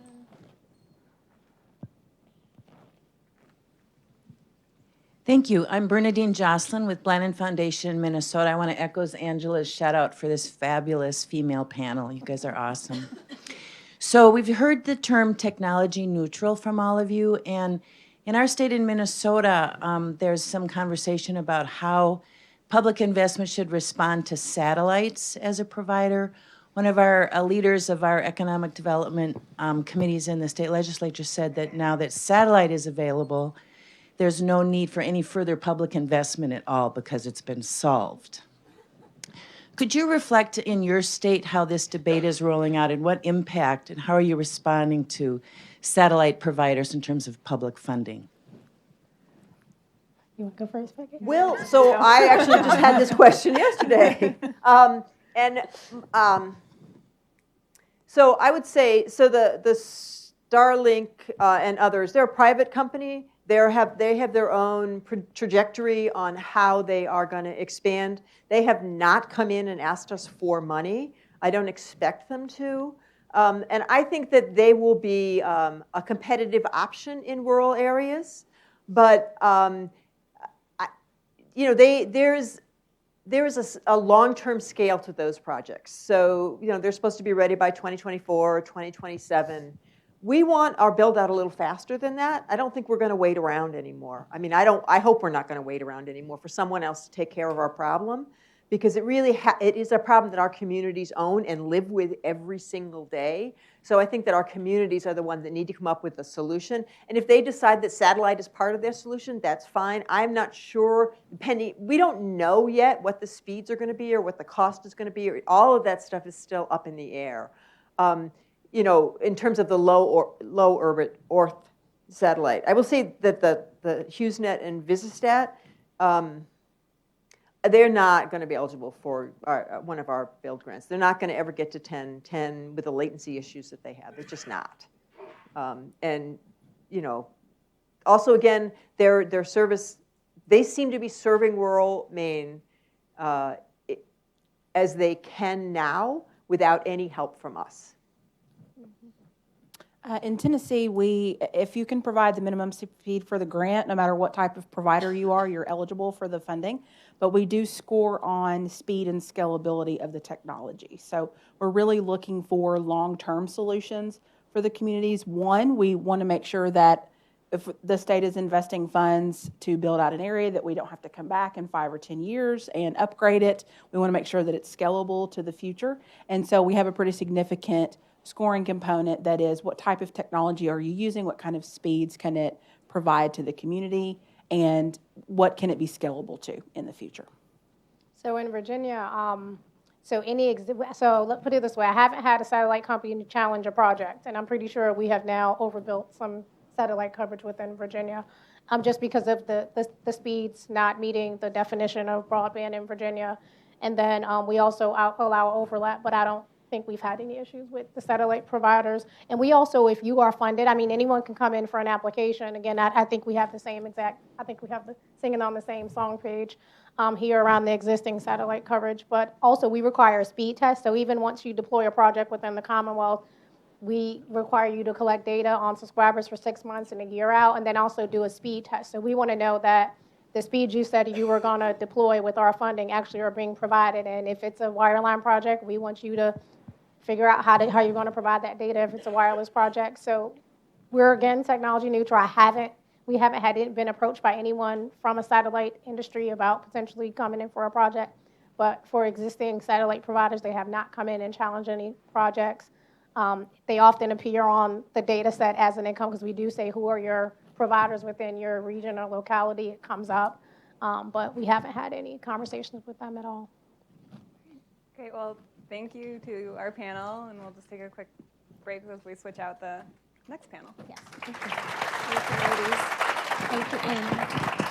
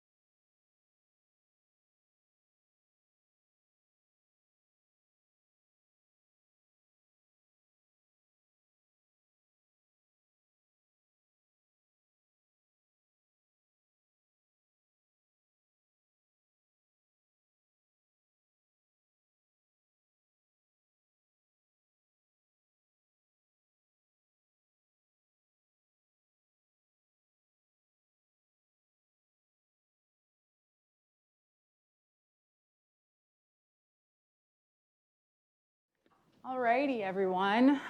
Thank you. Again, we had a great first panel. So we are back here to talk about what the team is calling, again, the near universal truths of broadband. So some of these elements that really are true across states that are really important and valuable to the success of a state broadband program, but also some of those things that are slightly more intangible. So I'll ask everybody to introduce themselves, the state that they work for, and talk a little bit about your program. 2 minutes. 2 minutes, that's it. All right. Or less. Okay. Thank you. So I'm Jeff Searle. I'm the director of the Broadband Infrastructure Office at the Department of Information Technology for the state of North Carolina. Our program is, we've got an office that focuses on technical assistance help to communities that want to plan for better broadband. We administer a rural broadband grant fund, and we do and organize a number of initiatives around digital equity and inclusion programs.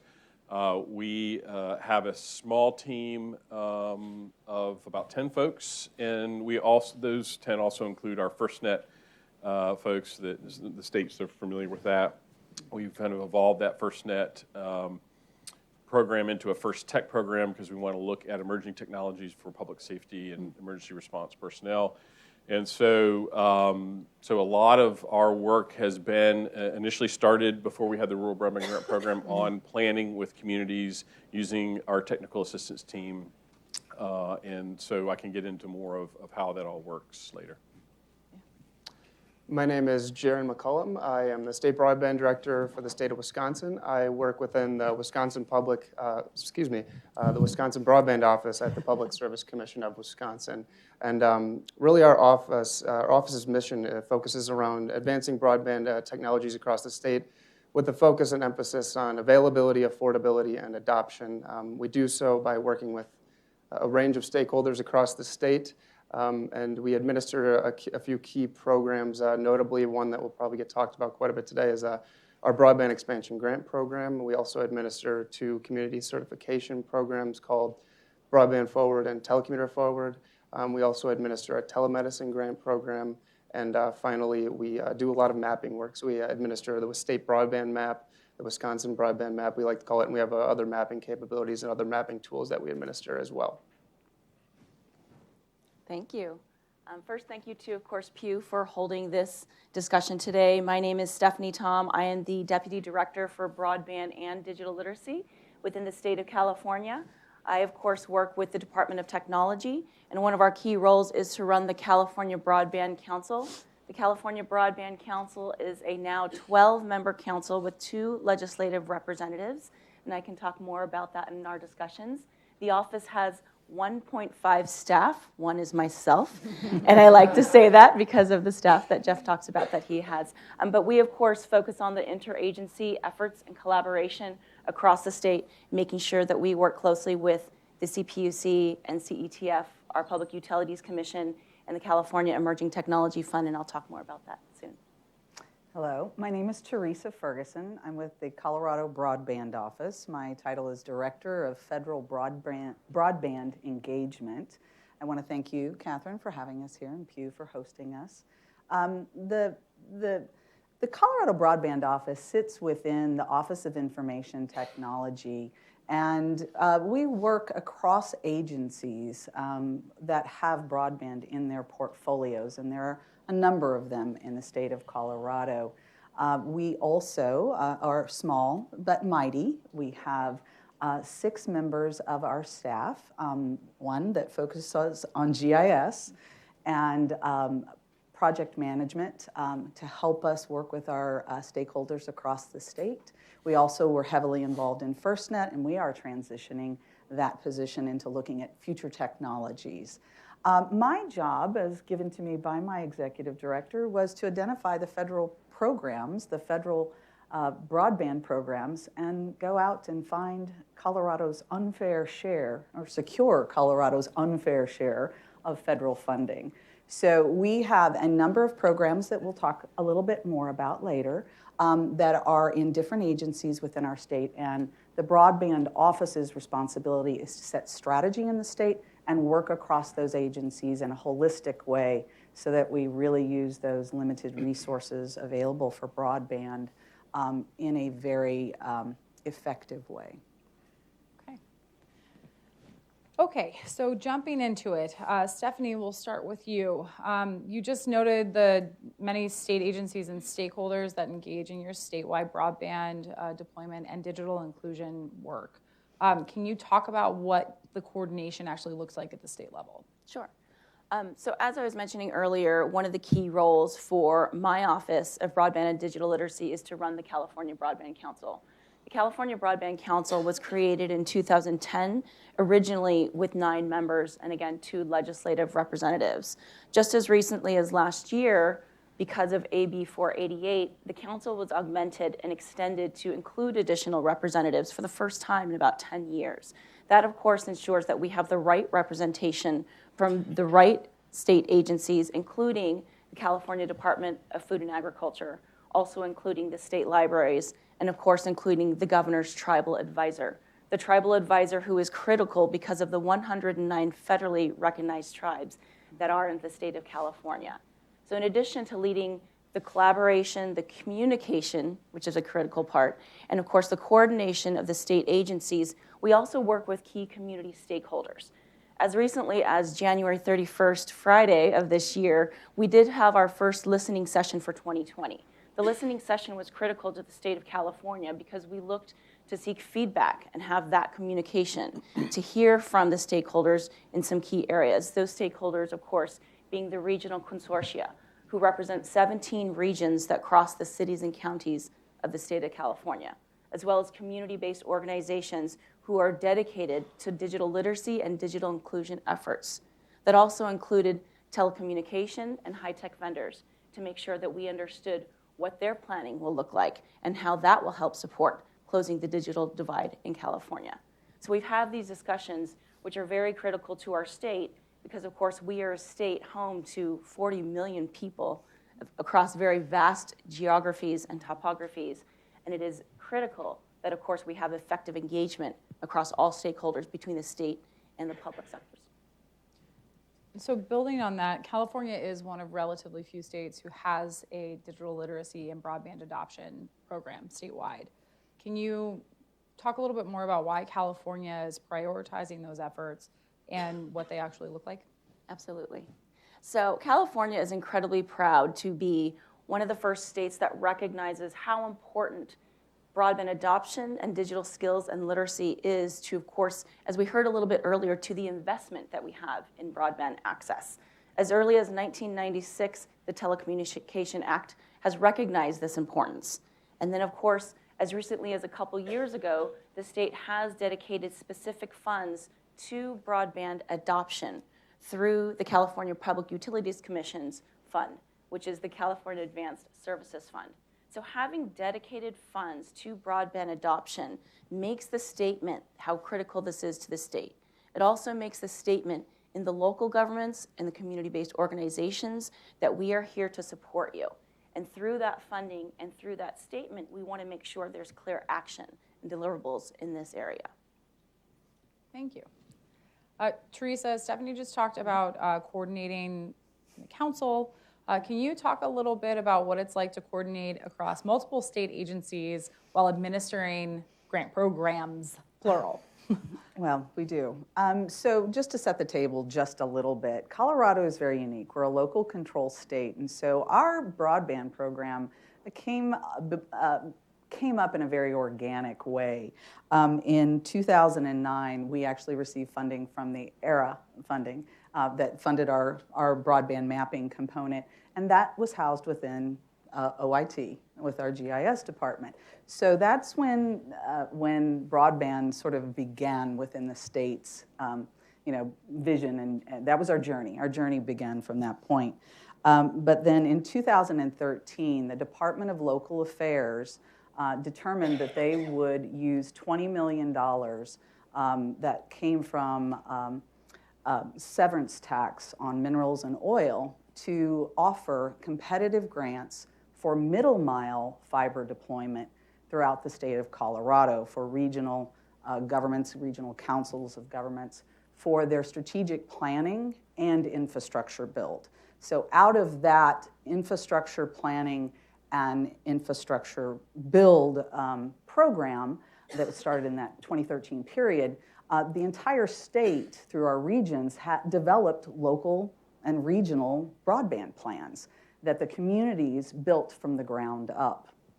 And so then in 2014, our legislature decided that they wanted to transition our Colorado high-cost support mechanism that was supporting voice services only. They wanted to transition that to broadband, and they created a 16-member broadband fund board to administer that fund, and they began the process of directing those voice funds towards broadband investment. And so since 2013, that broadband fund was established and began providing last mile grants for providers to provide that connection to the community. And so our executive director of the Colorado Broadband Office sits on that 16-member board and also coordinates directly on a monthly basis with the Department of Local Affairs in their middle mile application grant cycles and review. We also, then there was an official creation of the Colorado Broadband Office in 2016 when our executive director, Tony Neel Graves, was brought into the office. And at that point, we were sort of the pivot point. I think, someone said earlier, when you don't have money to give away, you plan a lot. So the Colorado Broadband Office began to do the eHarmony or broadbandmatch.com thing. We are the ones that try to bring all of those disparate, the Department of Local Affairs, the Broadband Office, OEDIT, the Office of Economic Development and International Trade. They actually have broadband in their portfolio as well, and they're out in the community, so we work across agencies with them as well. CDOT, Colorado Department of Transportation, they have funding for the building of broadband infrastructure along their rights-of-ways. So as they're looking at their projects throughout the state, it really matters in how we coordinate those broadband deployments along those rights-of-way with our middle mile infrastructure grants. So it's really a process of about 5 agencies in our state all working together through emails and monthly meetings and talking about where we are investing our local money, our state money, but also with the federal broadband piece of it. We're looking at the Reconnect program. We're looking at what USDA's other programs that fund local fiber deployment or broadband deployment. We educate and identify those programs from the FCC, and we bring our stakeholders to the table in educating them on those programs and how their communities can engage in them as well. So it's really a collaborative effort. So, sorry, I'm going to push on this just a little bit. So you have these efforts from multiple state agencies, in some cases with very different missions, who are coordinating several different types of community engagements. You coordinate by email. At the staff level, what does that actually look like? What that actually looks like is trying to make sure that when you, these Reconnect grants, for example, let's just take one of those, for example. So Reconnect, our offices were out there working with the communities as the applicants were preparing to apply for those programs. And the Broadband Office was responsible for certifying that the proposed funding service areas that the applicant was applying for did not cover an area that had received state funding from our broadband fund, our state last mile fund in the past. So we worked directly with our broadband fund through Department of CDOT. We wanted to see if there was any infrastructure in that area that we could identify for the incumbent, or the provider that was applying. And we worked with our OEDIT, the Office of Economic Development, to see if there was available money in that area for enterprise zones. So it's really every time a program comes up, we reach out to our sister agencies and talk to them specifically about the applicants in those areas, who's going to apply, what they're going to do, what that can mean to our schools, our libraries, our healthcare providers in those communities if they are not served. So it's very much a hands-on, all hands-on deck approach because we're still small. Everybody's got one or two people in those offices that are actually managing those programs. For example, our broadband fund, there's one director of that broadband fund, and he has managed $26 million has been distributed from that fund in the past 4 years, affecting 20,000 customers in rural, remote Colorado. So we have to kind of do all hands on deck, everybody in communication when we see those targets of funding and make sure everybody knows what's available and bring their expertise and assets to that solution. Okay. Thank you. Pivoting for a second here, Jaren, I'd like to start with talking about the substantial increase in funding for the next 2 years for the Wisconsin Broadband Expansion Grants. How has this increase in funding impacted the grant program and the projects that you're planning on funding? Sure, that's a great question. We've been very fortunate to see that large increase. I think when the program was created in fiscal year 2014, we had $500,000, $500,000 to award. In the most recent biennial budget, the 2019-2021 state budget, we were allotted $48 million. So you can obviously see the large increase there. And the program has really grown steadily over time, but with that increase in funding, it's really allowed us to award a greater number of projects, but also projects that are requesting larger dollar amounts, but also larger projects when it comes to scope as well. We have $24 million available for this particular grant round, fiscal year 2020. We've received over $50 million in requests, and that's really been a consistent theme throughout our grant program is that oversubscription, that request that far exceeds the available funding, and that really allows us to hone in on those really high-quality projects, those projects that we really see as making high impacts, and that really allows us to really drive that rural infrastructure out as much as possible. Another point that I wanted to hit on here is that the increased funding has really led to more media attention, more legislative inquiries. A lot of our key stakeholders are reaching out to us, engaging us on this funding opportunity.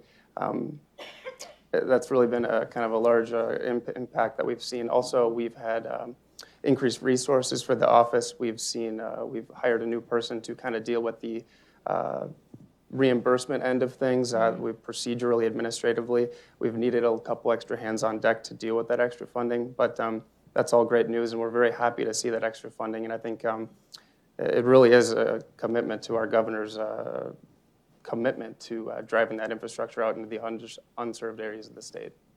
So picking up on your point about the governor, the broadband program has had support from 2 different governors and 2 different parties. Can you talk a little bit about how the support from the executive office has helped facilitate deployment efforts in Wisconsin, although all of you, I'm sure, have something to say on this. If you'd like to jump in, please jump in. Please feel free. The governor's office and the executive office support has really been crucial for our broadband deployment across the state. I think the governor's office really provides an overarching vision, an overarching commitment, an overarching goal for all the key stakeholders across the state, and it really provides, that overarching vision is really something that stuck with me. But Governor Evers' goal is really quite simple. It is affordable access for all if they so choose to have it. And that overarching goal really provides state agencies with a directive and initiative to move and make progress towards those goals. And a good example that I can think of is the Department of Public Instruction has partnered with the Public Service Commission, our office, around a low-income internet discount finder tool. And really, affordability is a priority for the governor, it's a priority for our office, and it's obviously a priority for the Department of Public Instruction as well. So that kind of overarching goal has driven this nice partnership where we maintain this tool, and it's a very highly touted tool. People like to use it, and the Department of Public Instruction uses it when kids are registering for school. So it's really provided a good tool for folks to potentially see if there are any internet income assistance programs available in their area. But additionally, getting back to the governor's support, the executive office support, they really have been pushing for increased funding for our grant program. That's been huge. The $24 million in this particular grant round is more than any other grant round that we've combined in the past. So that really is a direct commitment or a direct result of Governor Evers' commitment to connecting those folks that are unconnected in our state. So what you're saying is there's a difference between someone saying, I support this, and someone going out and really pushing to get the money and to provide the operational support, all that? Absolutely, yeah. No, that there's more than just talking about it. Both of our governors, the previous administration and this administration, have really provided very forward-thinking, very great leadership when it comes to broadband. I think that it's been a high priority for both administrations. In particular, this administration has been a little bit more focused on inclusion and affordability and things of that nature, but it's been crucial for us. Okay. Stephanie, would you like to talk at all about the recent transition? Yes, so I would love to. Thank you for that. I mean, chiming in, I completely understand, of course, what you're talking about. And the previous administration, of course, was incredibly supportive of broadband initiatives. But I do have to say that with the new administration led by Governor Newsom, there's been an incredible acceleration in our activities, and it's moved from support to truly driving success in this area. In particular, in the last few months specifically, as early as November 2018, there was a press release from the governor that was distributed that talked about broadband. Soon thereafter, on December 18th, we actually had a meeting with the administration, with community stakeholders, to talk about what we needed to do together to make sure that we're advancing all of the efforts around broadband deployment and adoption. And then on January 10th in 2020, the governor released his budget proposal and specifically mentioned, of course, broadband within the infrastructure plan and the 5-year plan that he's looking ahead. So all of these actions, very swift actions, I'm pleased to say, on behalf of the administration, shows the focus and the determination to make sure that we close the digital divide. Soon thereafter, another model or example of success in California, which I see, is that in the Department of Transportation, they held their first meeting with ISPs. It was a fantastic meeting where the agenda was completely focused, literally, I mean, you can understand the excitement, on broadband. And they actually dedicated a specific staff person to focus on broadband within this department because they understood that it's important to have a champion and an advocate to make sure that broadband is a topic of every discussion. So with these examples of success, this administration, the focus on broadband is absolutely unprecedented. And of course, what we would like to see is the achievement of digital equity. We want to make sure that there's affordable, ubiquitous broadband across the entire state. And that's what this governor is looking to do in labeling it Broadband for All. Thank you. Jeff. Yeah. I can comment on that if you want. Do you, I mean, Sure. sure, yeah, both, go ahead. And Stephanie reminded me, I forgot my manners. Thank you for having us. And You're welcome. Thank you for being here. No, this is great work, seriously, and I think combined with the work that NTIA is doing to really showcase what the states are doing will help, we hope, inform the federal government, the executive branch, and Congress on where there have been gaps and where states are filling those gaps, and also continue the conversation between the two entities regarding coordination of funding, most importantly. I think in North Carolina, we do have a different party representing the executive branch and controlling the legislative branch. And while there's tension there on certain issues, something that people in D.C. are unfamiliar with, of course, we've found that there's universal support for broadband initiatives. The previous governor was a Republican, and he set up and started the office. And then Governor Cooper, who's a Democrat, has fully supported our initiatives, and he signed an executive order to coordinate his cabinet-level agencies to focus on this issue, and then also submitted in his budget funding for our grant program. The General Assembly and the governor couldn't come to terms on a biennial budget in our state, but the one thing they did agree on and pass was a mini budget that funded our rural broadband grant program. So I think that shows that at least on this issue, I think folks recognize that it is a problem, and even though they may have different approaches, there are some approaches that they agree upon and want to move forward. It's actually inspirational given everything going on in Washington right now. So, well, and I can wholeheartedly support the comments that you were just making. We have been very fortunate in the state of Colorado that both, our past Governor Hickenlooper and our current governor, Governor Polis, they have been very supportive of the broadband initiatives of the various agencies within our state. This is not an issue that divides our state. It is an issue that unites our state. I can be out on the western slopes with my ranchers and my farmers, and they all want to know, Teresa, how do we get more broadband to our communities? It is completely an agnostic topic at this point. Everyone needs it, especially in our rural communities that are having economic challenges of closing coal mines and closing power generation plants.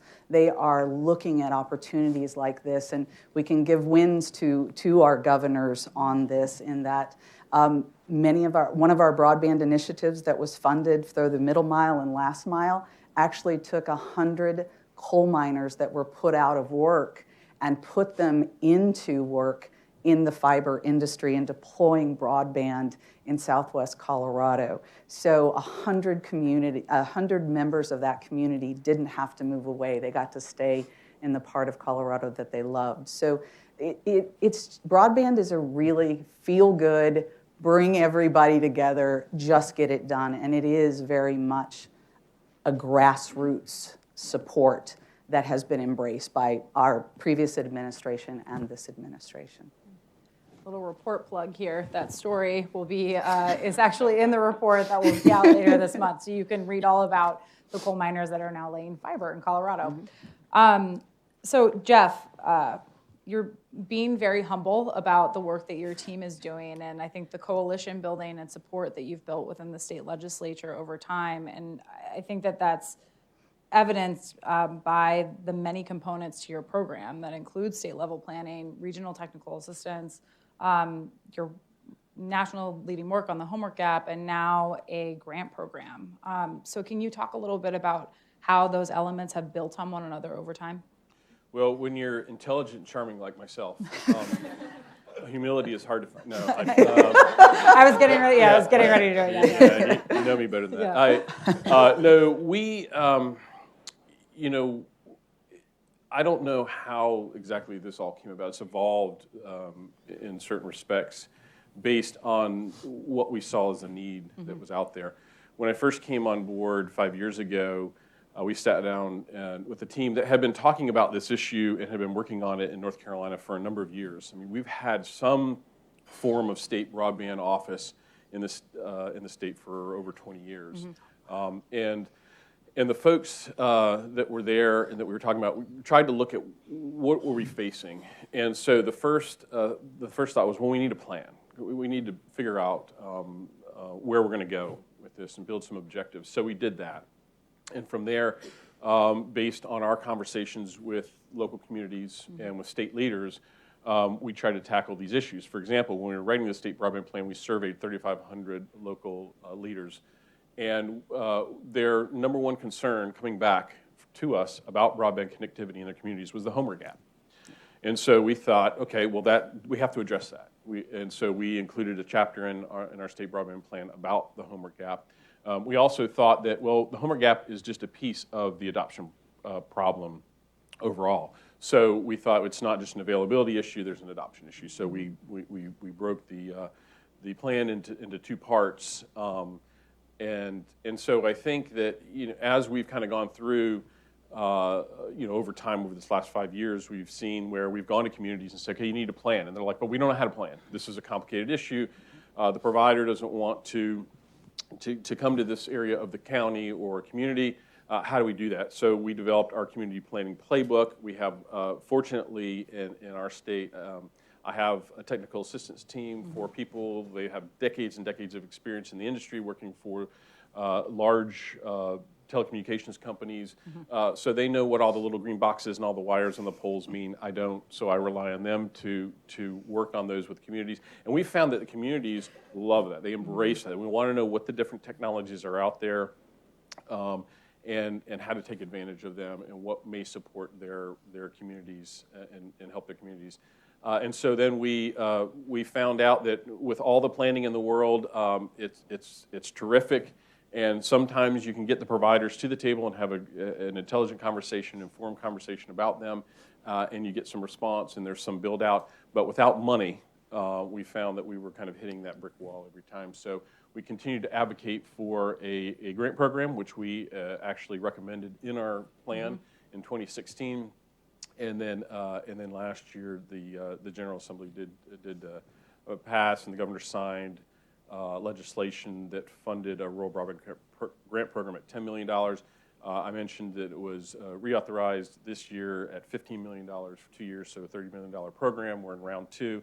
And so so it's evolved, and we were trying to meet the needs or the issues that we've defined or see out there. So last year, Governor Cooper issued an executive order that created the Governor's Broadband Task Force. So this is, again, another interagency task force tasked with facilitating collaboration. How many times can I say collaboration in 30 seconds?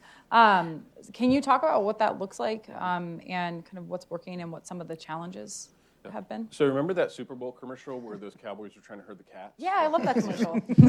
No, that's not what it's like at all. I actually really do love that commercial. Yeah, it sometimes feels like that. Yeah. No, it's been going very well, and the issue is when everybody says, well, broadband's a problem, more and more as we learn more and more about this, what communities are facing, I continue to ask for more specificity. When you say you're having your broadband problems, or when you say your community needs better broadband, what does that mean? Because I'm looking at the maps, or we go out there and we look, and you have connectivity. So what's going on? It's like, well, not all of us have connectivity, or it's not affordable, or there are other issues. You have to really dive into this. It's not, and I think people generally kind of see it as a very simple issue, whether it's a simple policy problem, and it's so much more complex than it appears. We get a lot of folks, and I know that you all do too. A lot of people in the audience that I know probably get this. You get pitched an idea a day, right? Here's how we're going to solve the broadband problem in our state, and there's one. They come in with one silver bullet, and it's never one thing. It can't be, and so. Sorry, I'm getting on my soapbox. No, kind of off the brush question. it off, step on up. So a lot of agencies, want to be involved. They understand it's an issue, and they say, okay, we want to help, but how do we help? And so what this task force has done is to try to figure out and leverage their strengths to help. So, for example, in the executive order, there's a requirement that the Department of Transportation comes up with a dig once policy. So we're working with them on that, and that will be incredibly helpful, we believe. It's one of the things we identified in our plan. We've seen other states do it very successfully, Utah being one. And we think that if we can focus those agencies on leveraging their strengths to reduce the barriers that we've identified, then we can make some progress. So there's a number of different folks in the task force that we've partnered with, our Health and Human Services Department on a telehealth grant from Marc DeFalco is here from Appalachian Regional Commission. They've been an awesome partner in our state, funded a lot of projects, so we're doing a project funded by them in the western part of the state, and we've partnered with our state librarian's office and IMLS. I know James Neel was here. We've done some neat work there. So what we found is there are agencies that if we're able to sit down and have a conversation with them and we can leverage their strengths and say, here's what you offer, here's how you interact with the general public, here's what we think you can help with. I'd have to say that, a lot of folks are worried. You go to the agencies and you say, and they have day jobs, and they're busy and under-resourced, anyways. So what we try to do is take on more of the work. So for example, our state property office and our Department of Administration is grappling with this idea of leasing tower space, state-owned tower space, to WISPs and other wireless internet service providers. And they've got one gentleman who's trying to tackle all of the state property leasing issues, and then this gets thrown on top of him through some legislation. And what we have offered is to say, hey, listen, let's come up with a mechanism to automate this a little more. So we came up with a half-page initial application form for WISPs. Let our office vet that for you, and we'll take that on. And then we'll go back to you, and you can handle the key pieces, like what are the lease terms, because you've already got those sort of. You just have to massage it for the particular applicant. So we're trying to work with them to take on some of the workload, but then we can't be shy, and I think all states will say this. We can't be shy about asking for additional resources to tackle the problem. I was just going to say, how many people are in your office again? Well, we have, I know, I hate saying this because every state goes, well, I got 1.5. Well, I mean, I know, but we got one person doing digital equity work. That's Amy Huffman over here. You'll hear from her later. And she's doing a lot of work in this area. We've got, so everybody's doing a different job. It's not as simple as that, but we do have a great staff. What we try to do, we as we take on more work, we just become, more stressed. But hey, that's why God invented gin. So. Yeah. Yes. Sorry, I'm going to ask a follow-up here as well. It sounds like it's not just about the collaboration, facilitating kind of that, we have this goal that the governor has set, we need to dig once policy, we need to do X, Y, and Z. It's also about the education component. Right. I mean, how much of that education component are y'all doing that really is so vital to this collaboration between state agencies? Great point. And that's a lot of what our task force meetings have been about. Every month we meet with the task force. And so in addition to having each of the agencies come up with recommendations that we just recently sent to the governor, we have guest speakers. So for example, we'll have a WISP come in, or several WISPs. We'll have the electric membership cooperatives come in. I mean, there's a lot of talk about them and them getting involved. But you know what? There's also some hesitancy. So we want to be sensitive to their business model and their customers.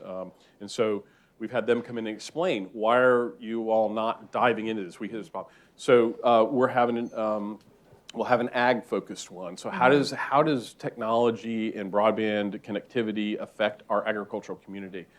And for example, there's some talk earlier about 5G and low orbit satellites. We're going to have those folks come in and kind of talk about those technologies and emerging technologies and what their limitations are. Okay, so in the 5G space, in the low orbit satellite space, we've talked to these folks. Great initiative, great technologies, but let's face it, the objective of those technologies is not to serve rural areas. So it could be a solution in some cases.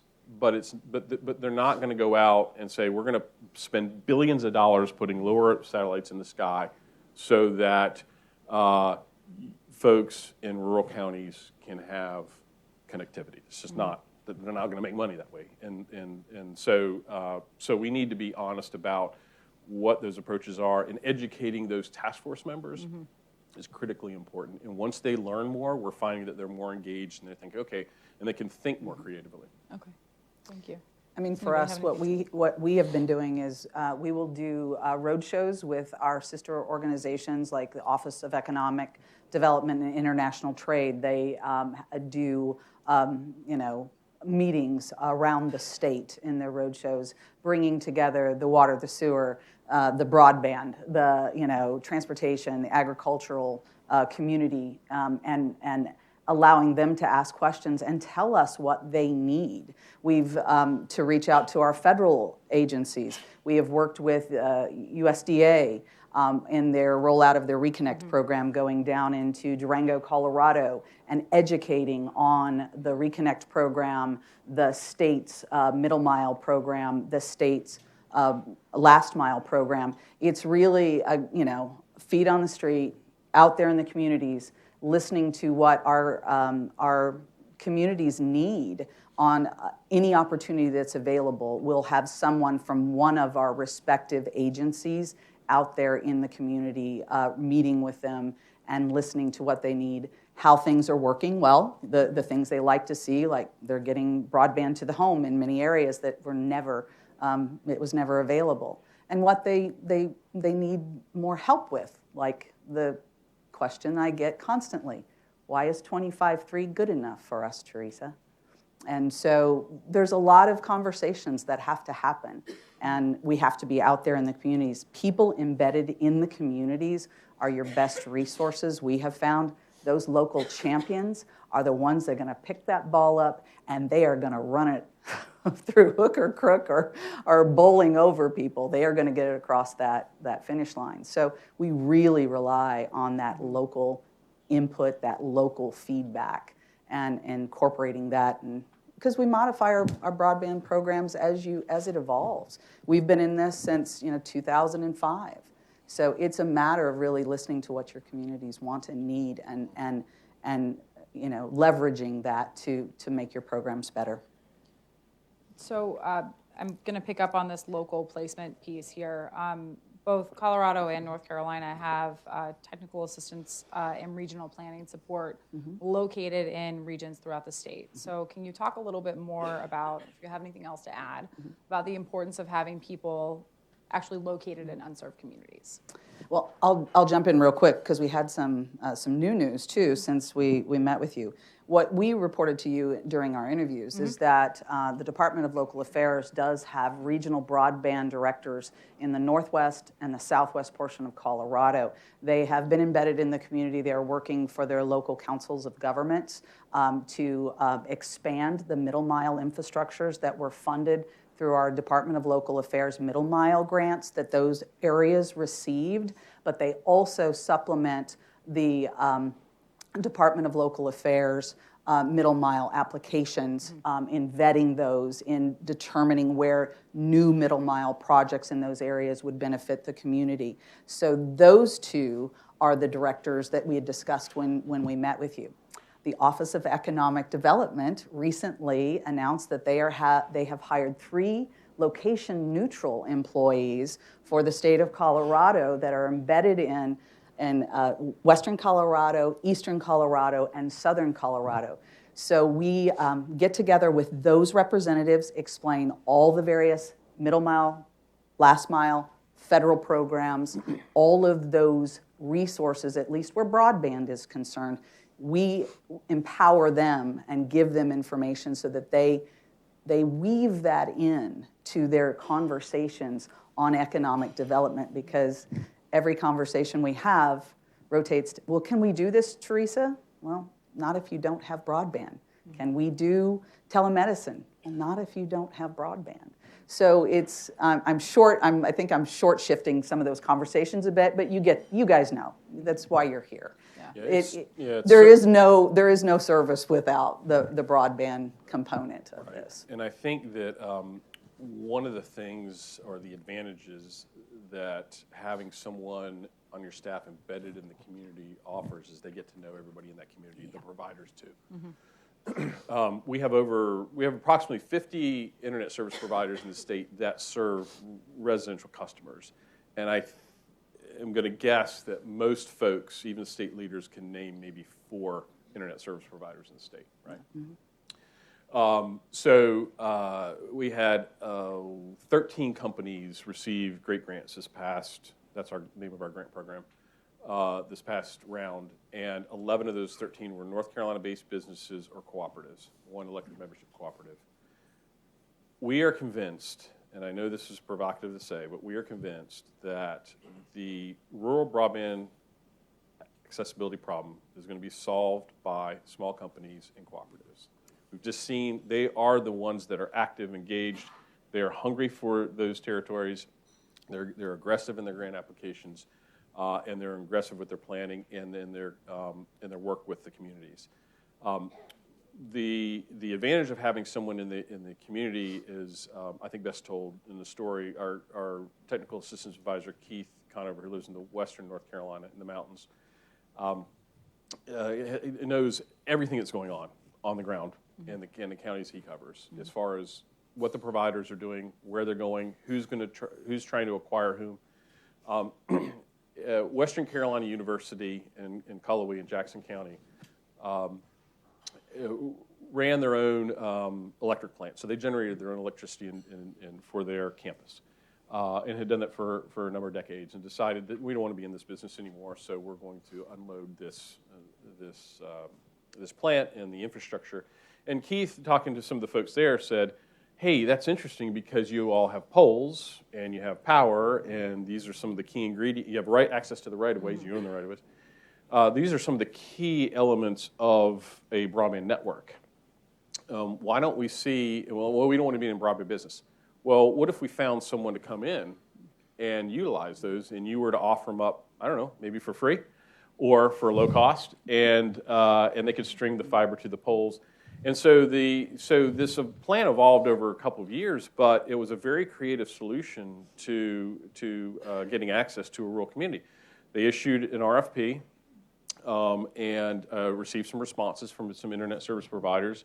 One was awarded the bid and is now building out and will immediately serve 3,500 local residents with fiber to the home, and then with potential of serving 3,500 more in the near future. So having someone who knows the lay of the land and can go in and is a trusted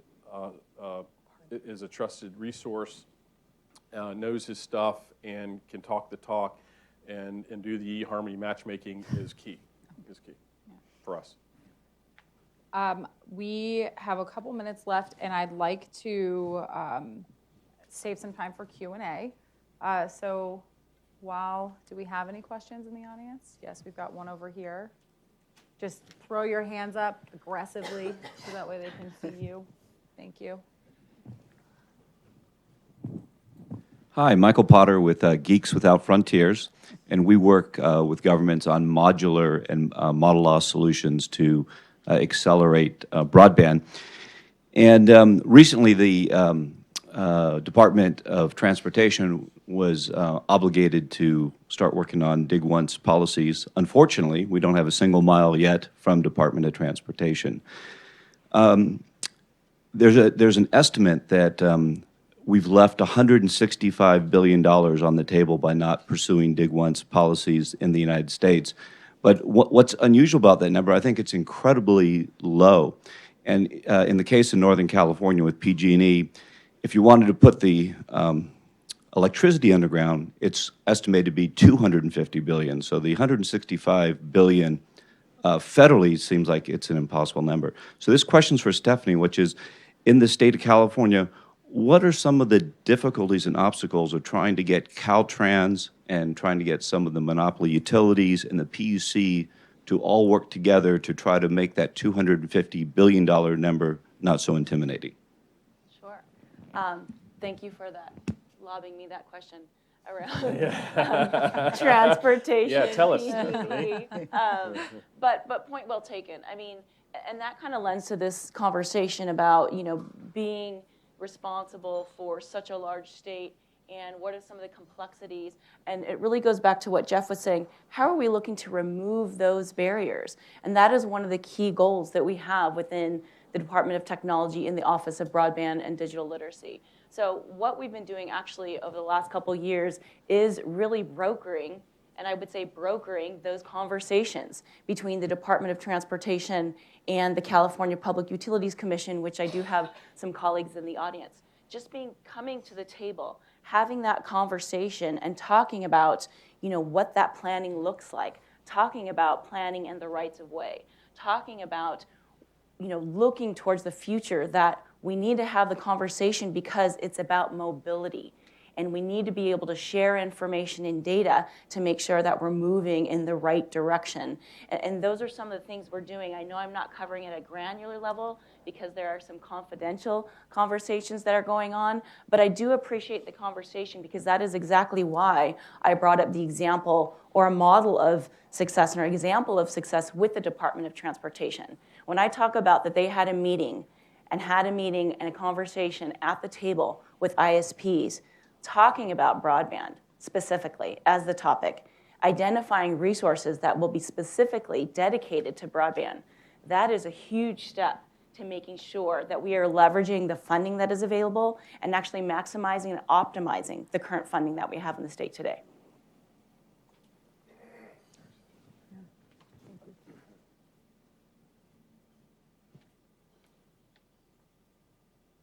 Thank you.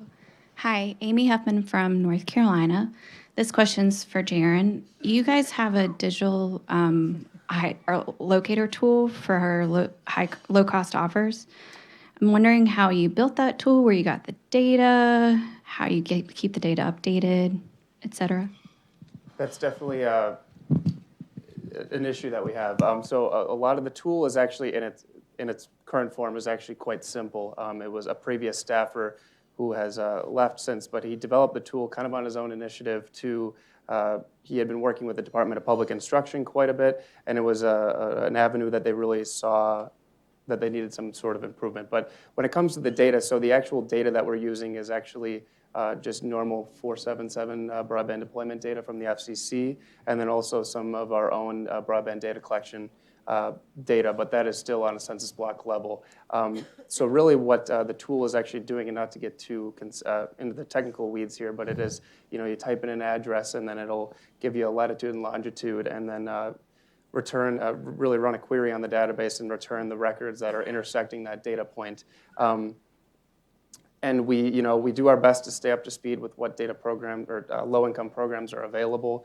Some of those are requirements from mergers and stuff like that. So that is something that we do our best to keep up to speed with and to maintain that tool. But I really think we're kind of in the middle of a transition period right now. The tool is kind of in its alpha phase, and we're hoping to move it more towards more of a final phase. And we're hoping to incorporate some of our IT at our agency to really kind of clean up the front end of the tool, but also to have a more consistent data update process and also a more consistent way to keep up with the possible low-income options that are out there. So hopefully that answers your question. Thank you. So I apologize. It's just about time for lunch, and I'm not going to stand in anyone's way for eating. But before we break, I'm just going to ask each of you very briefly, like 10 seconds. What can the folks in the room take away from your state? I'll jump in. Okay. Start at the grassroots. Get involved in your communities. Have them help you understand what they need, because that is the most effective way that we've found to identify what is necessary and how you can meet those needs on a statewide level, because they've got your best practices. They've got the best suggestions out there. From the state of California, communication and collaboration are absolutely key right now. We need to make sure that we are capitalizing on the focus of the new administration. And in order to do so, of course, we will work not only at the state agency level, but of course within the local communities. And we are truly looking forward to amazing progress and success in 2020 and beyond. I would really say just kind of bringing those right folks in the room and connecting the dots. There are a number of state agencies and a number of key stakeholders that are engaged in the issue, but how can we get creative about solving these issues, because admittedly they are hard issues to solve. So I think really bringing those right people into the room, including the local, the boots on the ground folks, I think that's broadband deployment is a very hyper-local issue. So I think bringing those local folks into the room as well is a very key component. Yeah, all of the above, and leadership at the highest levels of state government. Okay. Thank you to my panel. Thank you. This was a great discussion. And we are wrapping our morning session. To those of us who will not be joining us for the afternoon, thank you so much for being here. Thank you to our speakers this morning. I hope that we impressed that states really are crucial partners in expanding access to broadband, that states are doing quite a bit, and you have a lot of experts in the room who can answer your questions. Sorry, I just volunteered all of you for that. But most importantly, the programs are the people. So talk to these people that are here, learn from them, and we look forward to working with all of you soon. Thank you. Thank you. Thank you.